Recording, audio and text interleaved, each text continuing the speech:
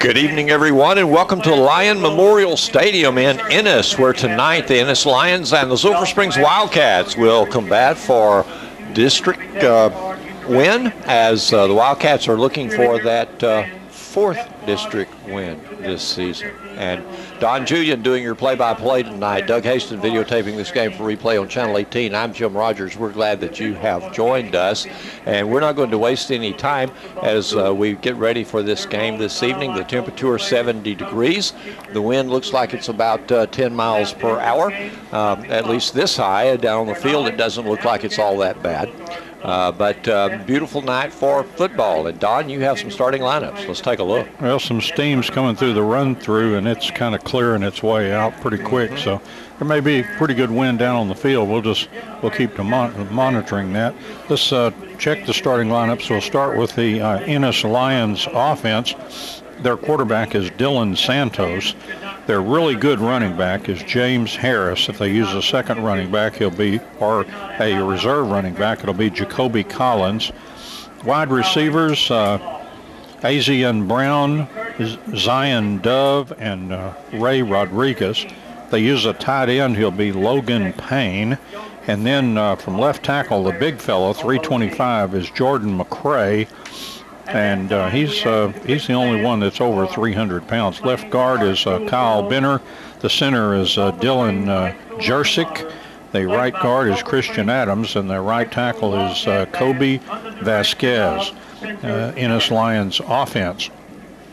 Now the Wildcats on defense, their nose tackle is Ignacio Nacho Guerrero, and the defensive tackles are Jose Rodriguez and Evan Rushing. In the middle linebackers, inside linebackers, Bryce McQueen and Daniel Marino. And outside linebackers, D.Q. Pitts and also Kylan Wade. The corners are Damian Dugan and Andy Edens, and the safeties are Landry Tyson and Austin Dodd. I'm hearing some music, but I'm not sure exactly what it is. School songs, yeah. Okay. All right.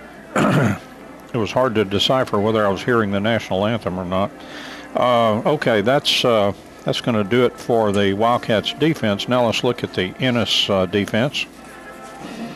They base out of a 4-3. Their defensive ends are Marlon Jones and Austin Striblin. Defensive tackles, Darius Stokes and Zane Ryder. Middle linebackers, Isaiah Nees. The outside linebackers are Colin Smith and Dane Verner. On the corners, Stephen Alexander and Stephen Townsend, and their safeties are Divian Johnson and also Ryan Casas. So that's the defense for the Ennis Lions. And now the Wildcats on offense, and we'll head across from left tackle. We'll have Philip Rader, the left guard, Hayden Daniel. Center is Ethan Rogers. Right guard is Jacob Janitis, and the right tackle is Charlie Maddox. Corian Young, the quarterback, Caden Davis, running back, Austin Dodd and Chase Haney in the slots, and the wide receivers, Landry Tyson and also Jace Thompson. So there we have it, and starting lineups for the ball game as the Wildcats are coming out from the locker room. Getting ready in their run-through. I did not mention Butch Burney is with us this evening. Butch taking statistics, and he'll be visiting with us at halftime this evening as we talk about this game.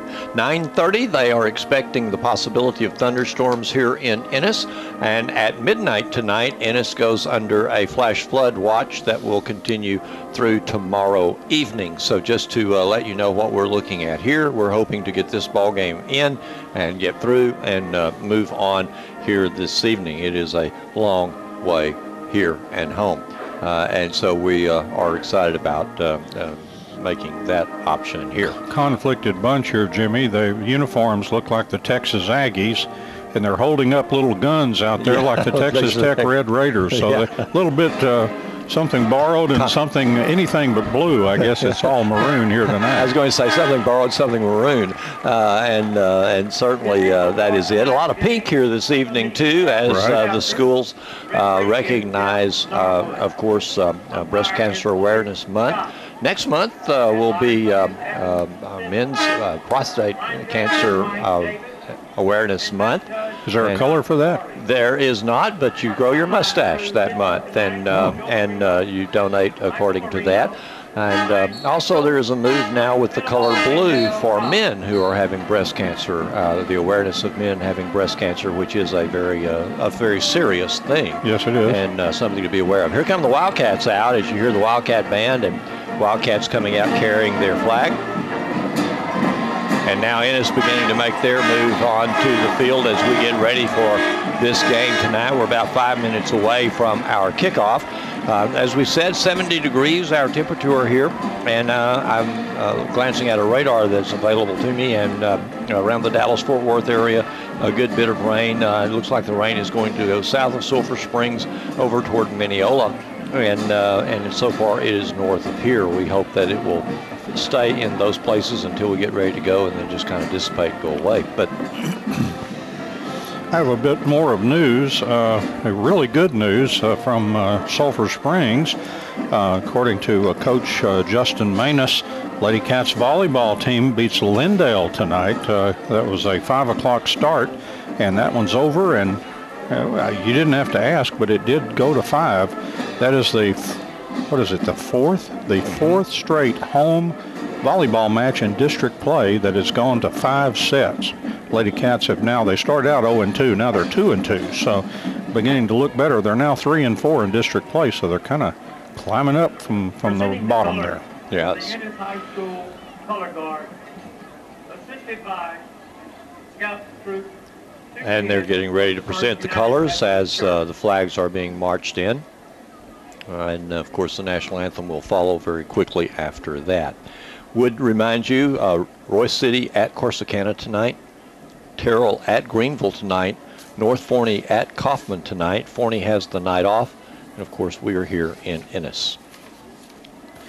The color guard getting the flag to the center of the field. Looks like a group of students that are kind in of an ROTC unit. Yes, the U.S. flag, Texas flag, and the Ennis flag. Please stand now and join in as we honor America by voicing our nation's Pledge of Allegiance. Pledging allegiance Please here. remain standing for our national anthem, played by the Ennis High School Band. Gentlemen, please remove your hat and cap.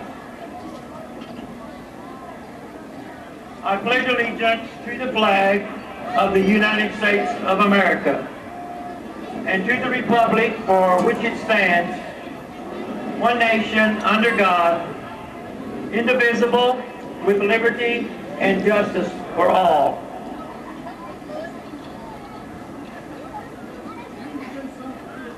And now a Boy Scout troop assisting in raising the flag, and the flag in the north end zone next to the home team dressing room. Here's the national anthem, played by the Ennis Band.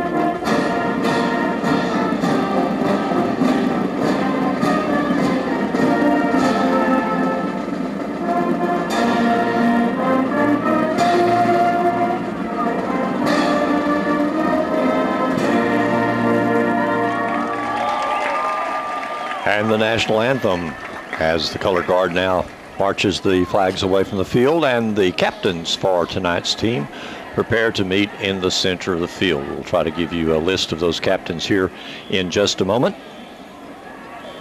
Looks like number 72 for the Wildcats. That would be Jacob Janitis. Number 23, is that 23 or 33? That's a 33, thank you, Doug, who has the zoom lens there. That's Marcus Hood. Also number 67 is standing there as a captain. That would be 57. That's Philip Rader. I'm going to get my field glasses here in a second. Eye doctor would say time for some new ones. And that's 60 in the middle, or 50. Okay, Ignacio Guerrero. Thank you, Doug. Thank God we have Doug. Number 50, Ignacio Guerrero. And for Ennis, their captains are there in the field as well. Their quarterback number 1 and their running back James Harris. I saw 1 and 3. And let's see, also their receiver Zion Dove and a number 44 who would be Dane Werner. I think he's one of the linebackers. Dane Werner. And they're preparing to toss the coin. We'll have a result of that in just a second as referees will declare this. Going over just a few last-minute things with both teams. And it looks like Ennis has won the toss. Ennis won the toss. They have deferred. And we'll see what the Wildcats will choose. Wildcats will be defending the south goal. Ennis defending the north goal. And the Wildcats will be receiving the ball here this evening. So Coach Owens would rather not. Told me on the coach's show again, he said it before, he does not like to open the ball game with the ball. Right. He would rather open on defense, but you know, sometime if the other team wins the toss and they defer, you can take the wind or something, I guess. But right. Well, the wind is blowing across the field from side to side, from the east side to the west side, east wind here this evening. Very interesting, the 3 captains that we saw, 3 of the 4, or maybe the key to this ball game here, because the quarterback, their running back, and their good receiver, those are the 3 guys that defensive coordinator Alex Guerrera talked to me about as we met with the coordinator this week. And so they are a big part of any offense that Ennis has.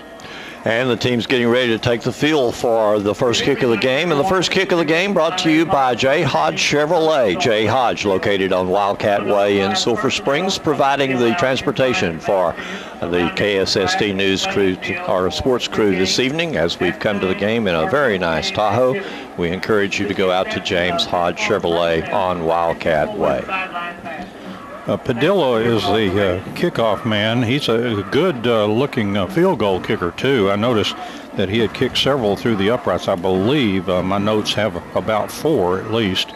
And so Mark Padilla will be kicking off. And the Wildcats with a couple of deep receivers. See Colton Allen, and also looks like Chuck Sims. And here's a fairly deep kick taken by Sims at the 10-yard line. He's across the 15 to the 20 and will move right up to about the 25-yard line. Let's call it the 26 for Chuck Sims on the run back for the Wildcats. First down and 10 from their own 26. And Wildcats wasting no time getting out on the field. Ennis defense on the field. We are ready to play. So it'll be Decorian Young back in the shotgun for the Wildcats. With we expect Caden Davis back there. And Decorian from the shotgun. First play from the 26-yard line. It will be a running play, and it's going to gain a couple of yards, and then the running back was knocked back a bit as that handoff went to Caden Davis. And let's give him 2 yards on the play up to the 28-yard line. So a gain of 2, second down and 8 for the Wildcats at their own 28-yard line. Giving it to the first guy through the line. Wildcats, or Ennis not being tricked by the Wildcats play. Said to have really good defensive ends in that line and undersized guys in the middle, but very active, good players. Back to Decorian Young. He'll try a handoff of this one. Burst up the middle across the 40, the 45 to the 50.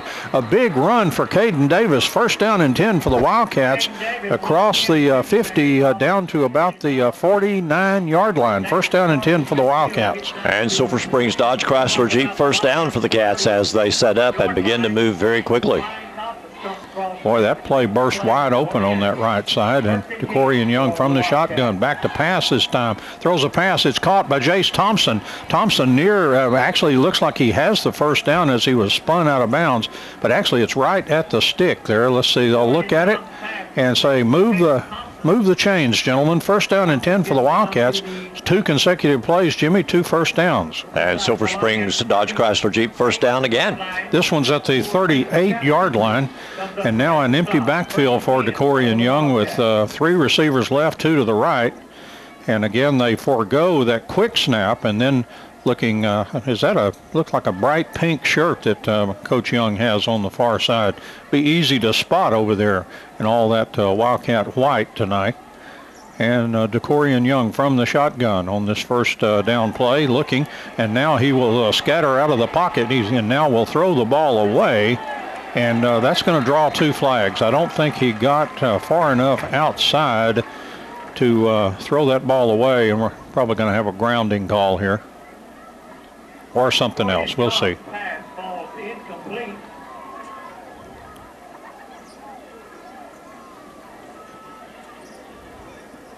And conversation looks like Coach Young talking to Decorian and a couple of receivers also over there. So march off against the Wildcats, a major walk-off. Yeah, intentional grounding. Boy, that looks like a 20-yard mark-off there. Must have been from the spot. I guess so. Second down now, and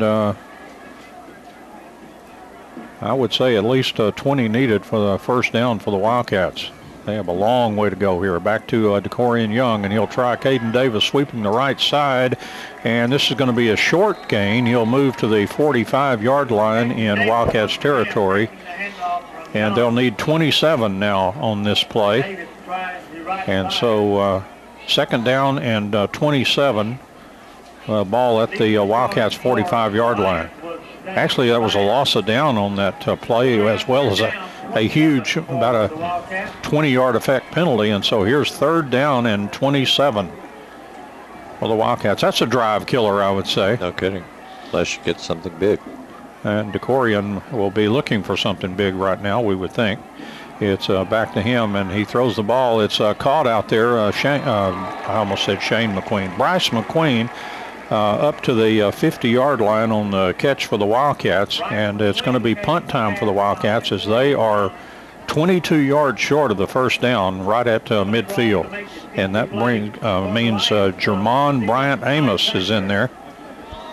And I eagerly anticipate the first time he takes off with one, but only if he makes it. I will not so eagerly anticipate it if he doesn't make it, nor will the coaching staff. It's back to Jermon Bryant Amos, and a high, deep kick away from the return man. It bounces right to him inside the 15, across the 20, the 25, knocked out of bounds close to the 30-yard line, and that's where the Ennis Lions will take over around, they'll mark it at the 28, I believe. And so Ennis first down and 10 at their own 28-yard line. Well, Amos dropped that one in about the 13-yard line, and a good punt by Amos, but boy, when it hit and took a roll, it rolled right into that receiver's hands. He couldn't have ordered room service better than that.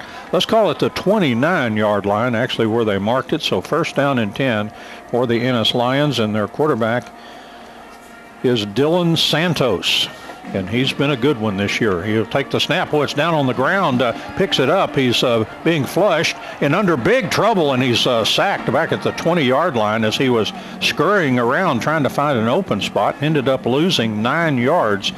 So an inauspicious beginning there for Santos. He rushes once for -9, but that was on a bad snap there. And Colin Wade, the man who came in and made the tackle. I know coaches this week have really challenged the outside linebackers to play very, very well, and that would mean you, DQ Pitts, and that would also mean Colin Wade. And so good start. Here's Santos. The pass is caught, and the receiver, very little gain after a catch on the play for the Lions.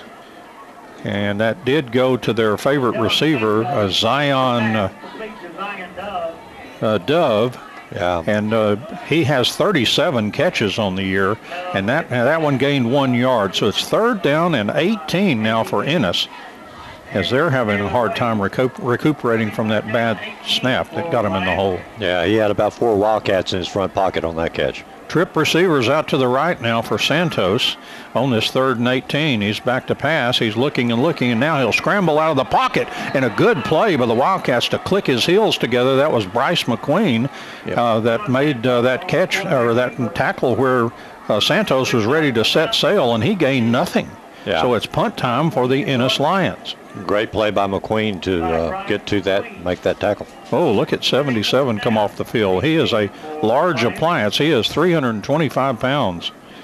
And the whole field rumbled. You could hear it as he was running off the field. I felt like I could.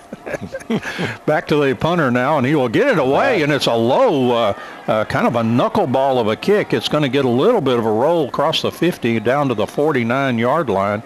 And so that was about a 30-yard kick somehow, some way, thanks to about a 15-yard roll there. And luckily that didn't strike a Wildcat. That can be a disaster. I was going to say it was a very dangerous kick because it was so low it could have easily just bounced off a Wildcat who wasn't looking for it, but thankfully it didn't. Yeah, that violated all the flying rules. That had no altitude whatsoever. None. And it looked like an angry bumblebee as it was kind of coming out of there. 1st down and 10 for the Wildcats now. Good field position at their own 49-yard line. So 2 receivers out to the right. The B-back is in there, a receiver to the left, and they will try a running play. And this is a good one. And Colton Allen got a burst. Somebody hit him in the back, and he moves for the 1st down all the way up to the 40-yard line. 1st and 10 on an 11-yard run for Colton Allen. Silver Springs Dodge Chrysler Jeep, 1st down. And again, the Wildcats trying to increase their tempo, and they'll try Allen again, and he's got another pretty good hole. That was a 6-yard gain across the 40 or the 35 down to the 34-yard line, and it'll be 2nd down and 4 for the Wildcats at the Ennis 34. Here's a fake and a pass, incomplete. Thrown a little bit too high for the Wildcats receiver over there. That was Chase Haney. And went over his head. DeCorian can really get pumped sometime, and kind of reminds me of Brett Favre always needed to kind of get hit real hard to kind of lower that adrenaline sometime when he started a ball game. And DeCorian can be that way too. He can really be pumped. 3rd down and 4 now for the Wildcats at the Ennis 34-yard line. This is a big play for the Wildcats offense, although they may be down here in 4-down territory. DeCorian takes the snap and handoff. The running back breaks a tackle, moving down to about the 32-yard line. That'll be 2 yards short of the 1st down. It'll be 4th and 2 for the Wildcats at the Ennis 32-yard line. So, and Matt Young is sending them on.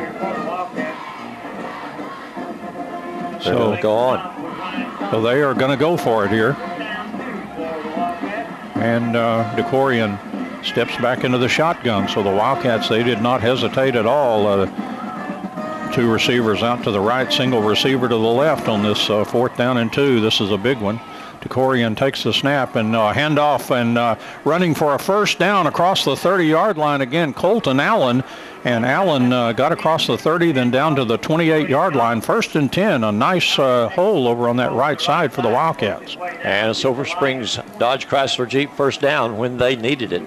Let's call it the 27-yard line. And so 1st and 10, the Wildcats down at the Ennis 27. 6:08 left here in the 1st quarter. We're at 0-0.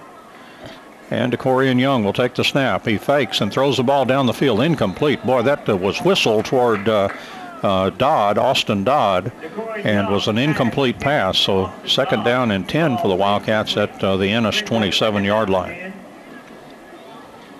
And once again, you know, kind of pumped up there. That thing was sizzling. You could almost hear the sizzle up here. So 2nd down and 10 now from the 27-yard line. 2 receivers out to the left, single receiver to the right, and here is a handoff. Chalk Sims across the 25 to the 20, Sims to the 15. He's knocked off his feet down around the 12-yard line. 1st down and 10 for the Wildcats. A nice run by Chalk Sims. And that Silver Springs Dodge Chrysler Jeep 1st down came at 5:53 left to go in the 1st quarter. No score in our game. And you wonder about efficiency with Chalk. He carried the ball 3 times last week, 2 touchdowns. I'd say that's making the most of your chances. There you go. And so again, DeCorian Young will take the snap. He'll hand off to Chalk again across the 10, across the 5, barreling toward the end zone all the way down to the 1-yard line. Chalk Sims for the Wildcats, another first down. Silver Springs Dodge Chrysler Jeep first down with about, 2 yards to go? Yes, they're going to mark it at the 2 instead of the 1. And so first down and goal from the 2 for the Wildcats. And let's see if they try to get Chalk across that end zone after he's had 2 very good carries. DeCorian Young will take the snap, and he hands off. And no, he fakes and keeps, and touchdown Wildcats. I had a feeling he might do that. Everybody was looking, but I think Sims could have run that in. He looked like he was pretty wide open, but the fake to Sims, and then DeCorian Young keeps for his touchdown run, and the Wildcats lead 6-0 with 5:10 left here in the first quarter. And Northeast Texas Farmers Co-op says, way to go Wildcats on that play. Yeah, 2 DeCorians back there, so easy to get them mixed up. Extra point coming here for Zavala. The snap, a good one. The ball is down. The kick on the way, and the kick is good. 5:10 left here in the first quarter, and the Wildcats have they've gotten to be the first one on the scoreboard here as they score. And so with 5:10 left first quarter, Wildcats 7 and Ennis 0. Let's take a break here, and we'll be back in a moment. 5 minutes, 10 seconds to go here in the first quarter. Wildcats lead 7-0. We are in Ennis. It is the Ennis Lions that the Wildcats are playing here at Lion Memorial Stadium. And with that touchdown, the Wildcats will be kicking the ball back to Ennis. Zavala will be kicking off for the Wildcats. I don't know why I look at the Ennis deep guys and every other team we do. They seldom ever see the ball. Let's see what Zavala does, but he will kick this one deep. It's taken by the up man, and he's all the way out to the 38-yard line. Is that run back made by Stefan Townsend? And Townsend is tackled at the Ennis 38-yard line. First down and 10 for the Lions. And let's hope that they sleep tonight. But that's not very likely here in their home den here. Had to sneak in the reference, though, to, what was that, the Tokens or somebody like that from way back something when? Like that. Little 50s, 60s, 70s rock and roll. Probably hear that on our radio station. You will. First down and 10 from the 38-yard line. And Santos takes the snap. He fakes and hands off to Harris, the running back, and he gets a pretty good gain on the play up to the 45-yard line. That's a gain of 7. Be second down and 3 for the Lions, and the first time they've gone to their stellar running back, James Harris, who has over 700 yards rushing this year for the Lions. Harris works his way out to the Lions 45. So second down and short here for the Lions. They've had kind of a ball control offense. They've shortened a lot of games this year. Here's a fake to, no, they'll hand off to the running back, Harris, running. A nice tackle there by Damian Dugan on the corner after just a 1-yard gain on Harris, who would look like he was ready to just, both of those saving tackles by the Wildcats defense. That runner looked like ready to take off. It's third down and 2 now. Ennis at their own 46. Good defense by these Wildcats to make that stop and to read that play. Yeah, that is a excellent tackle, and that's been a point of emphasis in improving the Wildcats tackling. They've had some bad moments there, so they've really been working on that. So here's third and 2, and now snapped back to Santos. He's spinning. I think he spun for the first down up to around the 49-yard line. Looked like the Wildcats had a chance to stop him, but he made a spinning move there, kind of a spinorama. And let's see if where they will mark that one. They have not moved the chains yet, and looks like it's past the chains. Yeah, first down. There we go.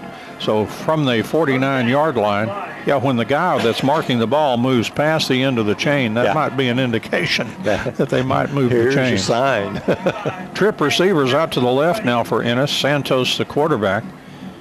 And he will take the snap and hands off. Harris hitting it right up in the middle, exploding across the 40 to the 35 and down to about the 34-yard line. Harris with a very nice gain of about 17 yards on the play, and first down and 10 for Ennis now at the Wildcats' 34-yard line. Landry, try Landry Tyson tying up his feet to bring him down. Yeah, you don't want your safeties to make too many tackles. They're kind of the last resort back there. I think when I was in high school, our safeties made a tremendous number of tackles. We were not very good. Here's Harris again, bursting it up in there, and he's going to carry all the way down to the 20-yard line. That was another 14-yard gain, and every time Santos is handing off and then faking a pass. Yeah. So first down and 10 for the Lions, and they're at the 20-yard line. Corsicana leads Royce City 7-0. Our score here, 7-0, with 3 minutes left in the first quarter. Corsicana in first place in the district. These are second place and third place. And here's Harris again running. A flag flies. He moves inside the 15-yard line, so maybe somebody was holding on for dear life down there. I'd say that's in a position to be holding for sure. That would certainly be the textbook. And it is. So that, and they've even got the pink little flaggies tonight, don't they? Yes, they do. So when the usual yellow flag hits the turf tonight, we'll let you know it is pink until you can watch Doug's video. And there's a big mark-off on Ennis, and maybe that'll deter them for just a second here as they've been roaring down the field. So it'll be 1st and 20 now for the Lions, and they're pushed back to the WildCat 30-yard line. And again, Dylan Santos, and that's D-Y-L-L-A-N, Santos. And again, we'll try Harris right up the middle. He's across the 20, the 15, dragged down at around the 11-yard line, 1 yard short of the first down. So he got 19 yards, and Ennis has found something that works there, and they are pounding away with that play to great result. And they continue to follow through with that fake pass to the outside. And it's very effective. Or at least that, or maybe the blocking and Harris are very effective. But second down and 1 now from the 11-yard line.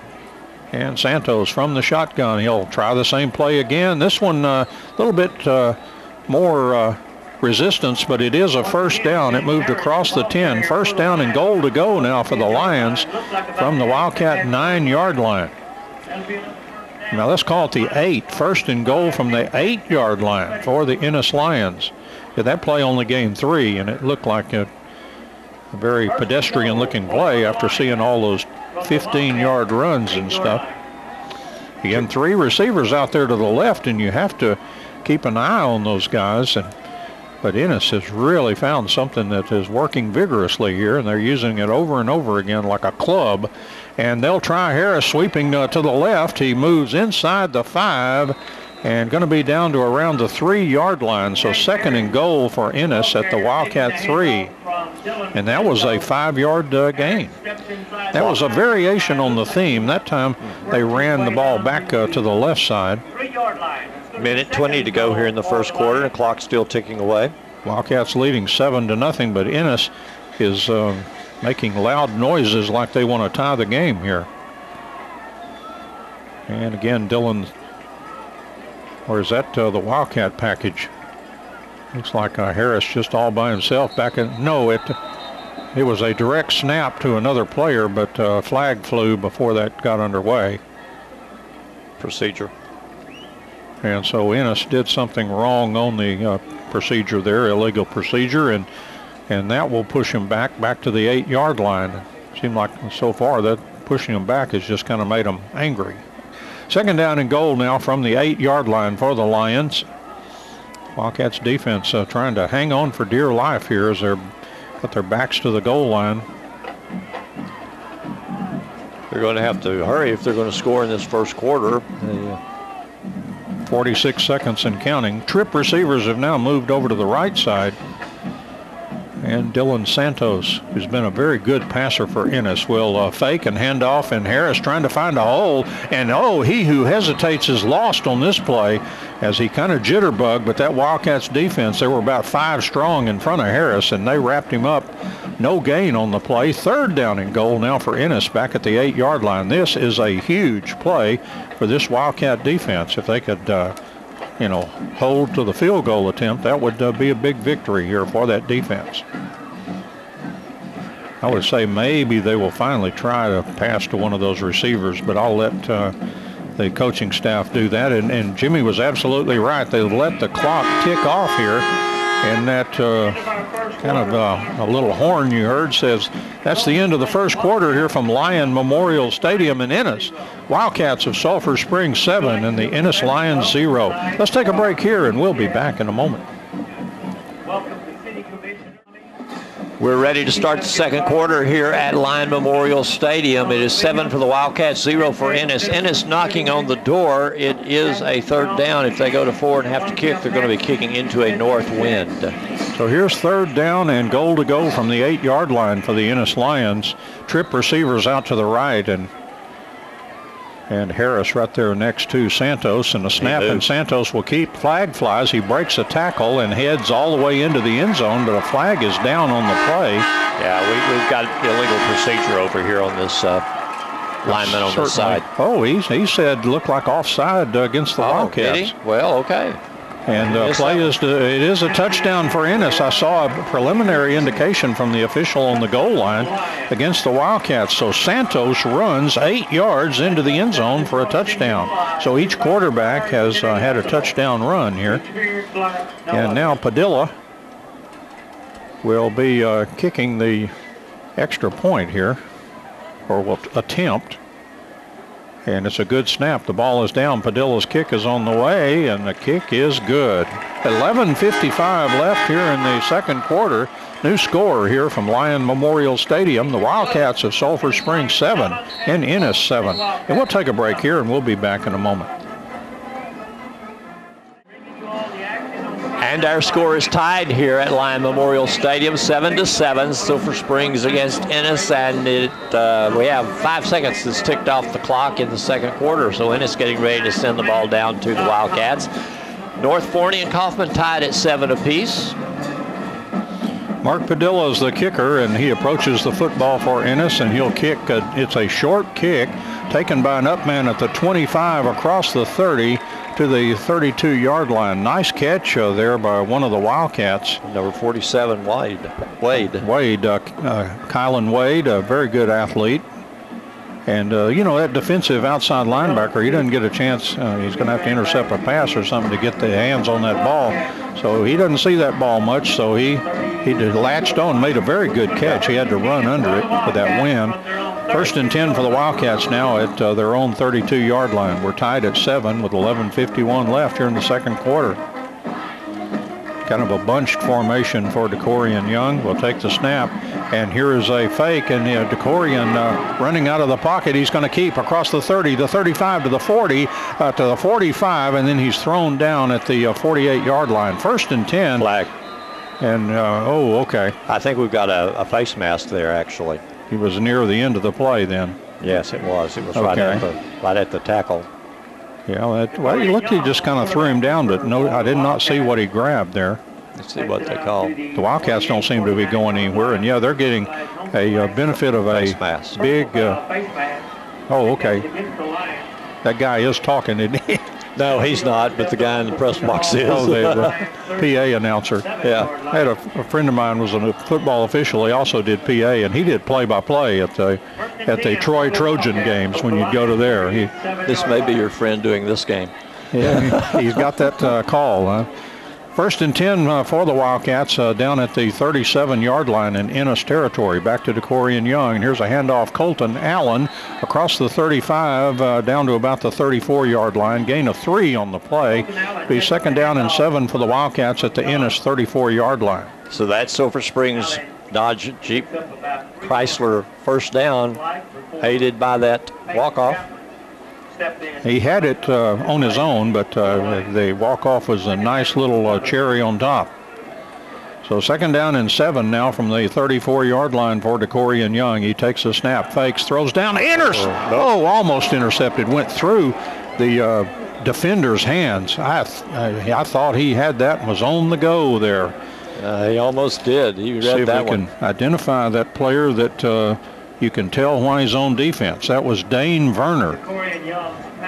And Dane just about had it, but could not hang on to probably a pretty hot pass from Decorian. So 3rd down and 7 now, the ball at the Ennis 34-yard line. This is a big play, as these Wildcats will not get a lot of possessions, and they're going to have to take advantage of the ones they get. And then right at the snap, the flags fall. Illegal procedure on the Wildcats. That will not help. That'll push them back 5 yards, back to the 39-yard line. And it's going to be, look like about 12 or 13 yards needed for the 1st down for the Wildcats, back at almost the 40-yard line, just between the 39 and the 40. We'll call it the 39. I think you use the most forward yard line for official purposes, or marking the yard line. Decorian Young takes the snap. He fires an out pattern. The ball is caught. 1st down for the Wildcats, 25, and down to the 20-yard line. May have been Austin Dodd down there. It certainly was. And Dodd, Decorian's favorite receiver, runs for a 1st down. And he had to, after he caught the ball, he had more work to do, and he certainly made a nice run. 1st and 10 Wildcats down at the 20-yard line. That Silver Springs Dodge Chrysler Jeep 1st down puts them right at the red zone. Decorian Young takes the snap and handoff, and here's a running back in there for a couple of yards, and then knocked to the ground, only a gain of about 2. That was Caden Davis. And 2nd down and 8 for the Wildcats, and the ball at the 18-yard line. Davis taking the handoff from Young. It's funny you call it the red zone. Coach Young says, no. Red means stop. We want to go. That's the green zone. So he's changing the terminology. Decorian Young from the shotgun will take the snap, and there's a handoff bursting right up the middle, and Caden Davis tackled down around the 2-yard line. 1st and 10 for the Wildcats, as he got a big hole there and burst right up the middle. Nice run and good blocking. Silver Springs Dodge Chrysler Jeep 1st down, and Wildcats a couple of yards to go. So 1st down and goal for the Wildcats at the 2. After that nice run there by Caden Davis. You think he would fake to Caden and then keep for another touchdown? Let's see. He will hand off to Davis, and Davis dashes right into the end zone. Touchdown Wildcats. And Northeast Texas Farmers Co-op says, way to go Wildcats, as the Cats score with 9:31 left to go here in this 2nd quarter. 13-7 our score. That ball kind of dribbled back to Young, but he was able to get it into Davis's hands. And then he just kind of trotted off the field like he'd had a walk-off. Just another day at the office. Yeah. Extra point now. Jace Thompson is holding. And before the snap, flags are those. Oh boy, that illegal procedure. Something about those pink flags, but flag flies. Yeah, I have to double check these kickers, either 25 or 26. Yes, this is Zavala again. Jace Thompson indicated it's against Ennis, so it'd move it to the 1-yard line. Well, you wonder if they might think about going for 2 here. Penalty against Ennis. Yeah. Illegal substitution, I believe it was. Well, they'll move it down, I guess, half the distance or something, down around the 1-yard line. And they will continue to mark, well, let's see, no, I guess they'll move that tee in a yard down to the 9-yard line. Usually a kicker does not like to mess with that anything inside the 10. They want to keep that consistency. Used to kicking that ball from the 10-yard line. This is at the 9. Jace Thompson holding. And the snap, a good one. The ball is down. Zavala's kick is on the way, and the kick is good. So the Wildcats get the extra point after the another 2-yard touchdown run by Caden Davis. 9:31 left here in the 2nd quarter. New score here from Lion Memorial Stadium in Ennis. Wildcats of Sulphur Springs 14 and Ennis 7. We'll take a break. Back in a moment. 9:31 left to go in the 2nd quarter here. 14 for the Wildcats, 7 for Ennis. Don't forget at halftime the sounds of the Wildcat marching band. Butch Barney will be with us to talk about the statistics of the first half of play. We should be able to get all of that in before the rain arrives. It's still north of us. Wildcats have had 3 drives in the ball game and 2 touchdowns. That's a great start. Here's Brandon Zavala with a kick, and he's going to kick it deep. All the way it went through the receiver's hands and goes all the way through the end zone. So Ennis will take over at around the 20-yard line, 25-yard line, so that's where Ennis will start. Well, the Wildcats leading 14-7, and I like the poise in which the Wildcats have played in the early part of this game. If you come into this stadium with all the tradition and Ennis and all that, there's no intimidation that I see. The Wildcats are doing a great job out there of matching the intensity of Ennis, it would appear. Yes. North Forney is leading Kaufman 14-7. That's a surprise. Yes. Santos is the quarterback now for Ennis. First down from the 25-yard line. Handoff Harris. Harris dancing forward and getting about 5 on the play, up to about the 30-yard line. Well, he's a hard runner, and second down and 5 now for Ennis at their own 30-yard line. Harris picks it up 5 yards. As Ennis, Coach Owens could not figure out how come Ennis scored so few points, but he said, you know, they do shorten the game with these long ball control kind of smash mouth drives. Right. And that has a lot to do with it. 2 receivers out to the right and 1 to the left for Santos. And he will fake and hand off to Harris, and he hits up in there. There's a big rugby scrum. The big pile moves, and it moved enough for him to get the first down up to the 30-yard line. Running back has depends on the mark. Yeah, running back has a great way of picking a hole. He starts one side, jukes over to the other when he sees it open. And they did mark it back a little bit, so it is third down and a short 1 yard needed for the Ennis Lions for the first down, as Harris has gained 9 after 2 running plays. But that big rugby scrum pile came up just short of the first down according to the official mark. 2 receivers out to the right side, 1 to the left. And Santos will take the snap, fake, and now he'll throw a pass, and it's incomplete. It's incomplete. Almost. Oh, gosh, I saw players running around. Actually, looked like a Wildcat ended up with a football. He must have. He did. That was Austin Dodd. It did bounce there. Yeah. So anyway, now what do we have? 4th down and 1. What is Ennis going to do? They have 8:01 left here in the second quarter. They're at their own 34-yard line. And Ennis says, we need to talk about this. Right. 8:01 left here in the second quarter. The Wildcats of Sulphur Springs 14, Ennis 7. Take a break, back in a moment. And here's a big 4th down play for Ennis at 4th and 1. And here's Santos running to the left. He'll run for the first down. Looked like the Wildcats had him lined up to stop him, but he made a very elusive move and gained across the 40 up to about the 43. So Ennis really rolling the dice. Vegas mentality there for the Ennis coaching staff, and they make it pay. So first down and 10 for Ennis at the ball at the 38-yard line for the Lions. They started that from the 34. Back to Santos, and he will hand off again. Harris hitting up in there, and he will move up to the 43-yard line, and that's going to be a gain of 5 on the play. It'll be second down and 5 for the Lions. Well, they'll move it all the way up to the 43, and so it is second down and 5 for the Lions, as that they ran their favorite play there, faked the pass and then hand off to Harris and let him hit it up in there. Wildcats have done a better job of kind of limiting that play. Here's Santos back in the shotgun. He fakes and hands off to Harris, and heavy resistance, and the Wildcats did not give him anything that time. Very nice play.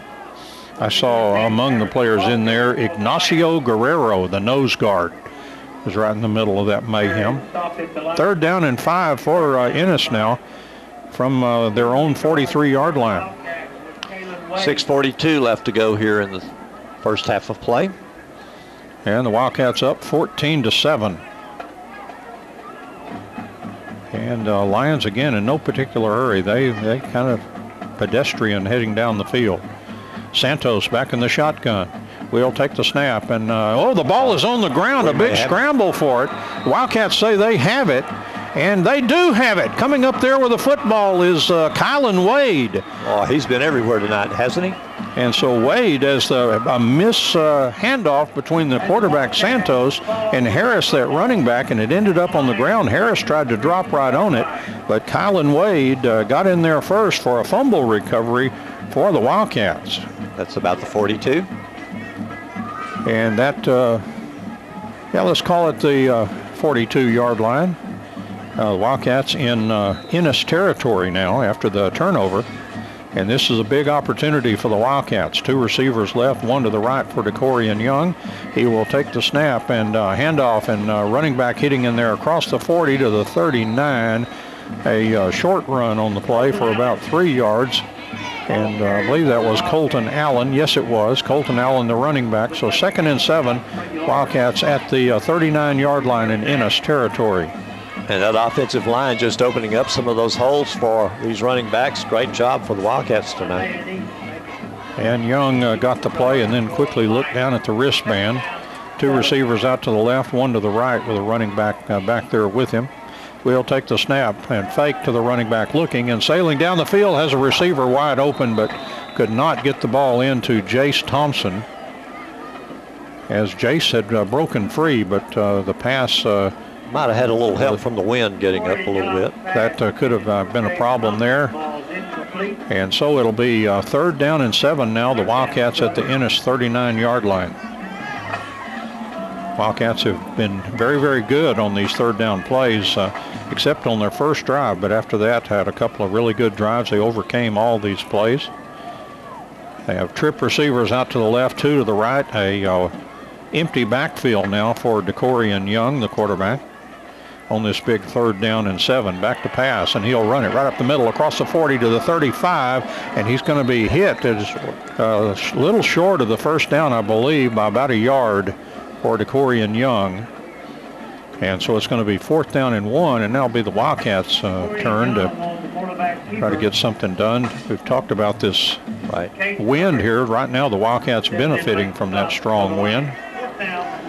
We talk about the wind. The ball boys have their hoods up. The administrators on the Wildcat side have their hoods on. 5 minutes left to go here in the first half of play. Imagine it's a little chilly out there with that strong wind, about 20 miles an hour or so.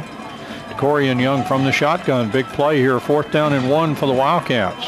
Here's a snap and handoff, and Colton Allen hitting and bursting through. 1st down for the Wildcats. Colton came in out of the other side of all those players for a 1st down for the Wildcats at the Ennis 28-yard line. And that's Silver Springs Dodge Chrysler Jeep. 1st down coming at just the right time for the Wildcats here as they keep marching down the field with 4 minutes, 40 seconds. And DeCorian Young from the shotgun here on 1st and 10 from the 28-yard line.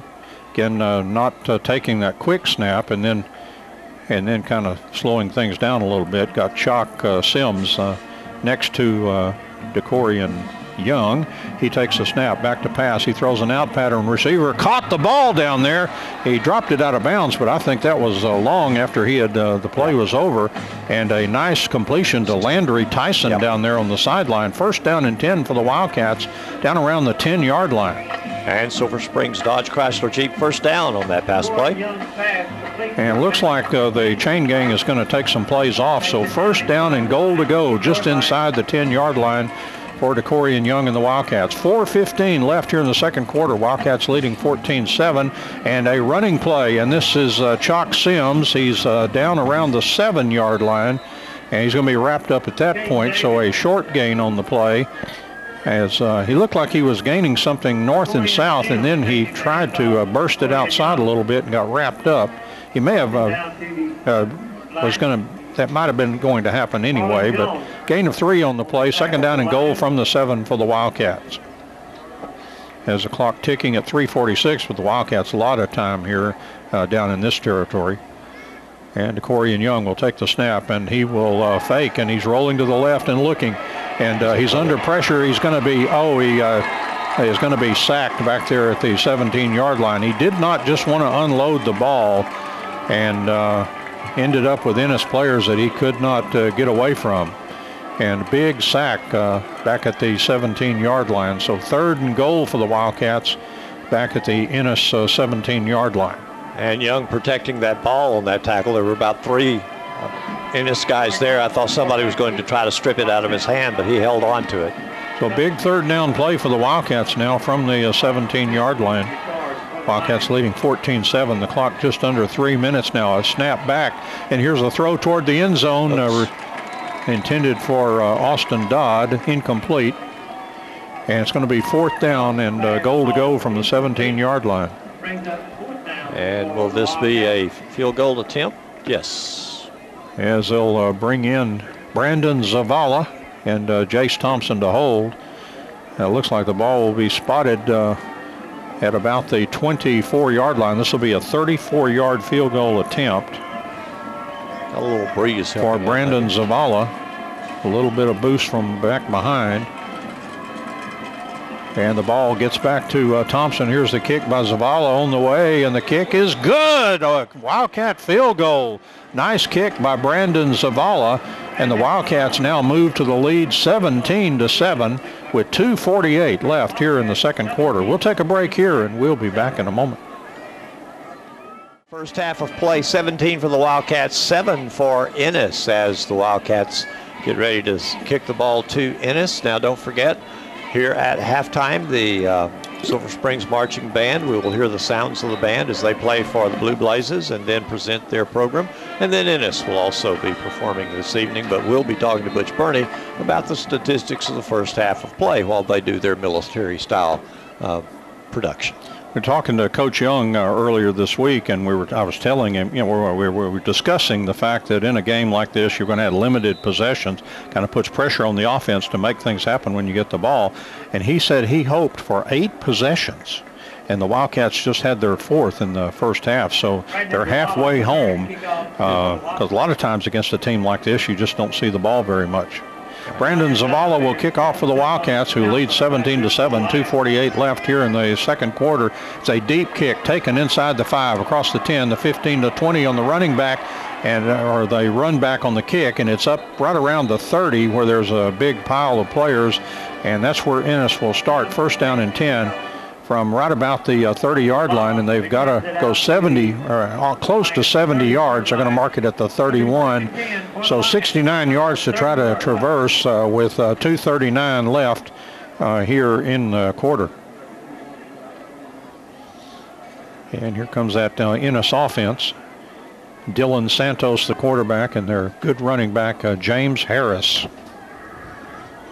Coach Owen said Harris would be the best running back that we've faced this year, in his opinion.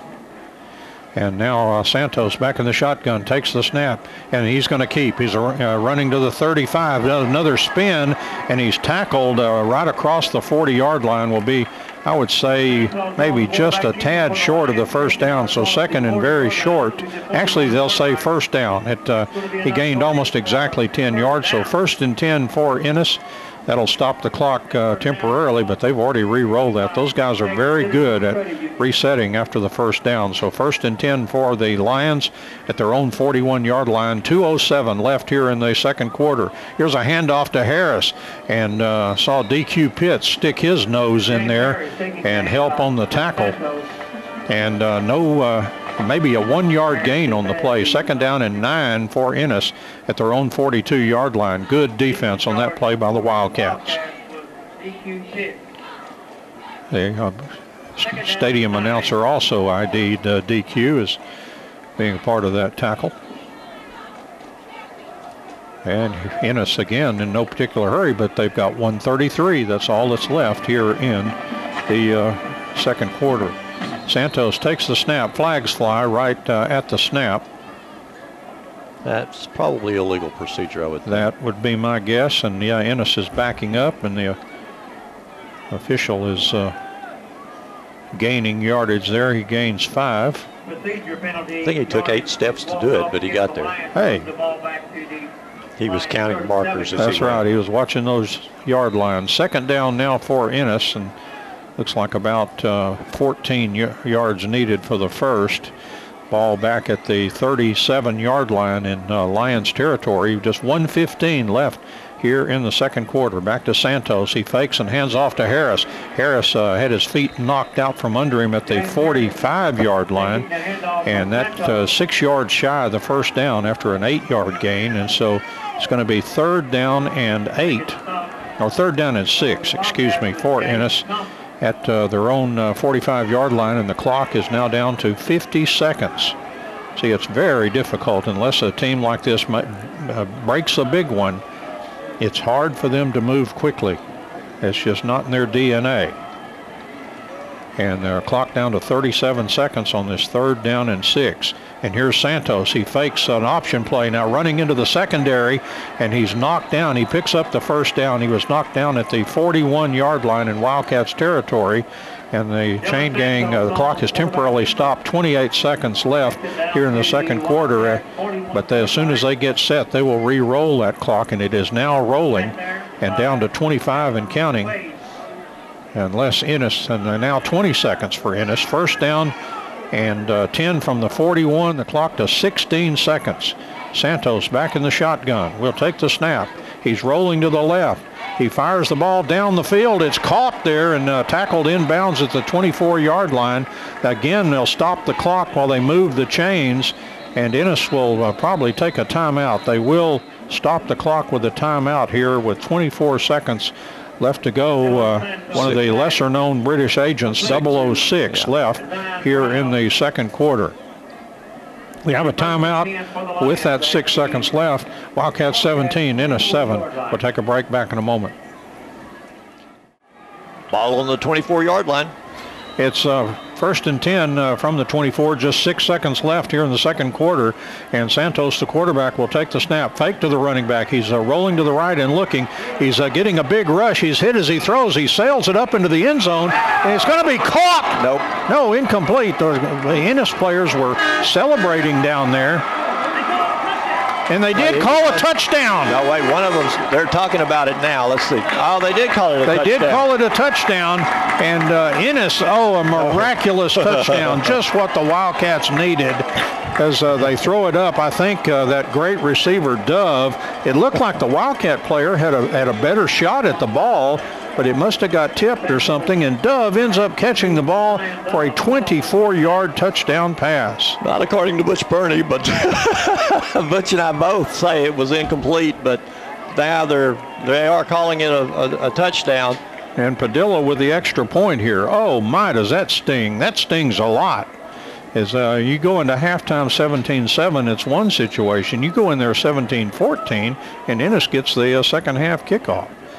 And now the movement in the line, and flag goes down. The kick is up and good, and they'll just head into the locker room. And Ennis is sky high after a touchdown on the last play from scrimmage with just 6 seconds left on the clock. A miraculous throw into the end zone. I saw those Ennis players going crazy there in the end zone. And then we thought that perhaps not, but you reckon those officials are still talking about that play? Too late now, guys. They can't change it, but they probably are going to talk about how they call that one next time. 24-yard touchdown pass from Santos to Zion Dove, the receiver. And so we are at the half, and a new score that we report heading into halftime. Now I say it again, that one stings. Wildcats leading Ennis by the score of 17-14 at the half. Let's take a break here, and I'll turn it over to Jimmy, and he'll take the breaks he needs. Our halftime brought to you by Gay & Insured, Silver Springs Floral, Century 21 Hometown, and Discount Wheel and Tire. We're going to take 30 seconds. We'll be right back. And the Wildcat band in position, ready to begin.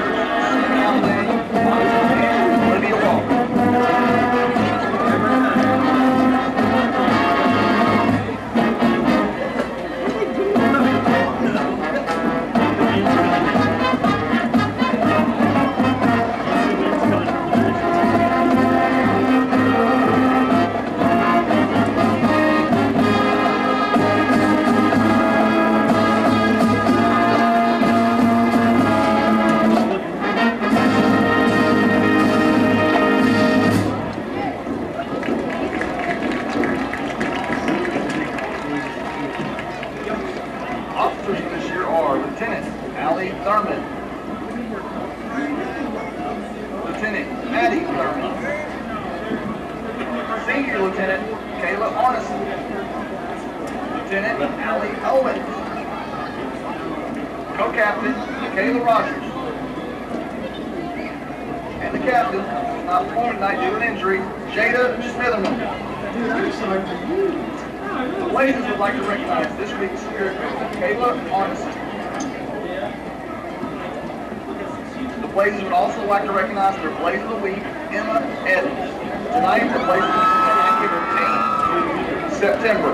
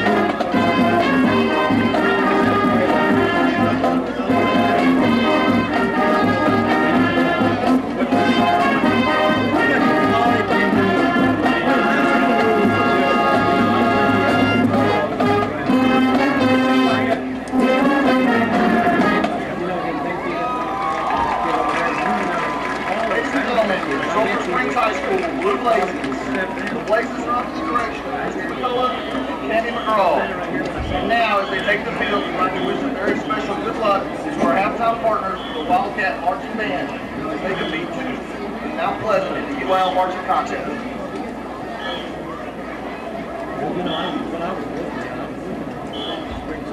And the Blue Blazers coming off the field. Marching band taking their place.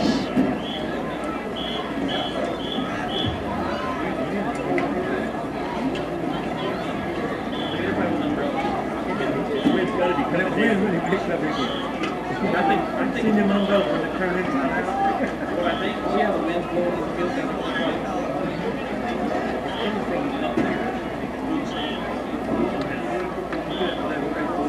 Ladies and gentlemen, here they come. Man, oh man, that WildCat Band.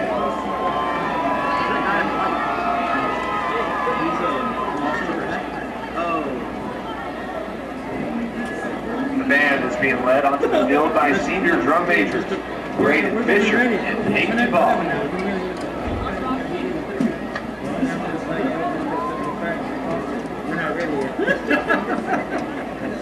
Tonight, the WildCat Band is proud to present its 2018 UIL contest show titled The Grid. Ladies and gentlemen, the Sulphur Springs High School WildCat Band.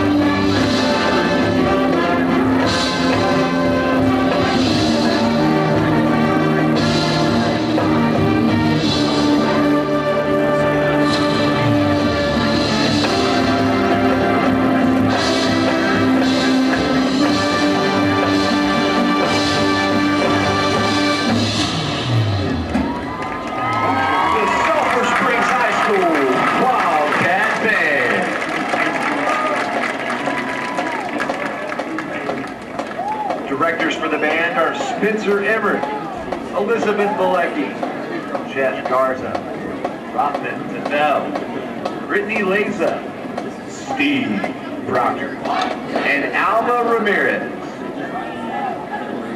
Join the WildCat Band tomorrow as they travel to Mount Pleasant for competition and perform in the Northeast Texas Marching Invitational. Prelim performance time is set at 11:30 a.m. And the Silver Springs Marching Band making their way off the field here at Lyon Memorial Stadium. Our score at halftime, 17 for the Wildcats, 14 for Ennis. Halftime brought to you by Galleon Insurance, Silver Springs Floral, Century 21 Hometown, and Discount Wheel and Tire. We'll take time out for our sponsors. I'll be back with Butch Burney to talk about the statistics of the first half of play. It is halftime here in Ennis, the Lyon Memorial Stadium. 17 for the Wildcats, 14 for Ennis as the Ennis band is on the field. And Butch Burney standing beside me with statistics of the first half of play. Butch, let's jump right into those. Okay. Jimmy, the Wildcats for the first half have 125 yards rushing on 20 carries. They've been led in the backfield by Caden Davis. He's got 47 yards on 6 carries. Colton Allen has 35 yards on 5 carries. Chalk Sims has 29 yards on 3 carries. And then DeCorian Young has 14 yards on 4 carries. DeCorian has hit 4 of 9 passes for 53 yards. Each of his 4 completions has each gone to a different receiver. And the Wildcats have 12 first downs, so 125 yards rushing and 53 yards passing. So the Wildcats have 178 total yards first half, which isn't bad. Last week we were talking about 300 yards, but we're also talking about the Wildcats having 6 possessions in the first half. And this week it's been 4 possessions in the first half. Then Ennis has gotten most of their yards on the ground. They've got 118 yards rushing on 22 carries. Most of that has been by their main rusher, Harris. He's got 88 yards on 15 carries. Most of that coming really on his first 5 carries. And then after that, the Wildcats have been able to control him. They haven't shut him down, but they've been able to control him.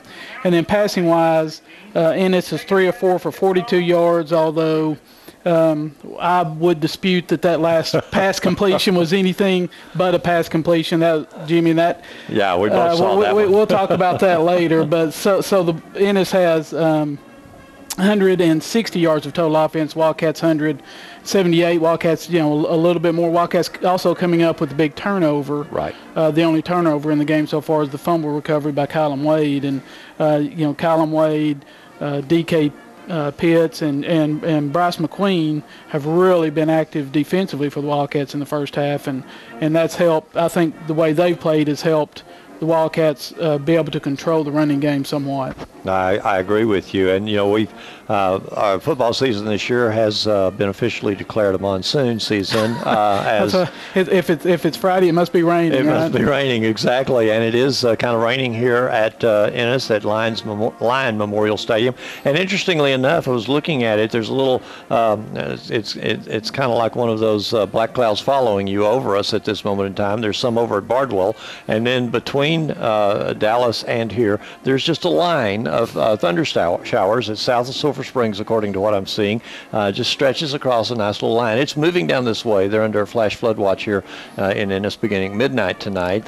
I'm hoping we don't have any thunder or lightning that will hold us over, to that particular point. But let's talk about football here as we look at this, and a 17-14 game. And you and I would agree that that last touchdown that was called out there was not. We didn't think that it was, but since it was called a touchdown, that has kind of been a game changer here tonight. It could have been 17-7. Now it's 17-14. Right, and the Ennis coaching staff, I'll give them credit because they did score on that last play. But I'm sitting up here wondering, they have 2 timeouts and the clock is ticking, and they don't take any timeouts. And had that not been a completion, they would have gone into halftime with a timeout still in their pocket, and I just didn't understand their thinking about their time management there. It worked out for them because of that call. But yeah, that is a game changer. I mean, Silver Springs 17-7, and really the way Ennis had played offensively, you didn't think they'd have enough time to score, and then they just were able to put together a couple of big plays there. A 17-yard pass and a 24-yard pass, and they get in the end zone. So Silver Springs had played very well defensively, and then they get in that last drive offense, and the Wildcats just couldn't come up with the stop they needed. Right, but let's talk about some of the positives here in the game. Obviously, the Wildcats started off the game with the ball, had to punt. Ennis had to punt back, and then the Wildcat offense seemed to take off from that point. Yeah, and the Wildcat offense, the first drive was doing well until that 19-yard penalty for intentional grounding. Right. And you mark it from where he threw the ball, and and it was intentional grounding. He wasn't out of the pocket, and that was the correct call, but that ended up stopping that drive. And then one thing I didn't refer to in the stats were penalties. Silver Springs only had 2 penalties, that 19-yard penalty and then a 5-yard false start. So penalties haven't been the problem outside of that one penalty. Right. And then after that, the Wildcats have been able to move the ball really on the ground for the most part. I mean, when you look at it, they've only got 53 yards passing, and they've got 125 yards rushing. So most of their offense has come on the ground, and it's been a really good effort between the 3 running backs that we've seen this year, and that's Sims and Allen and Caden Davis have all contributed, and they've all ran really well. DeCorian's ran well whenever he's carried the ball, and they haven't had to rely on the pass. And the way the wind is blowing right now, it's probably a good thing that they haven't had to rely on it. Well, and I was going to say the wind has played a real factor in this game here this evening. I think there was one pass that was made that the wind just caught and carried an extra 5 yards or so. Right. That's a good observation, because Jace Thompson had broken free, and that's a pass we've seen DeCorian hit all year. Time, And you're right, it sailed the way that wind's blowing. It just took the ball, and Jace never could catch up to it. All right. You credit, though, the offensive line for opening up some good holes for this running game. Right. And they've done a really good job, especially in the running game. I think they've done a really good job in the running game.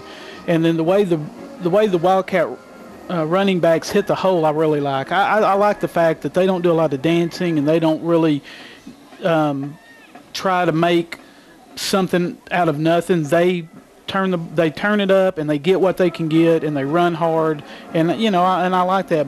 You don't see a whole lot of negative rushing plays, and as a matter of fact, looking at my stat chart, the Wildcats only have 1 negative rushing play.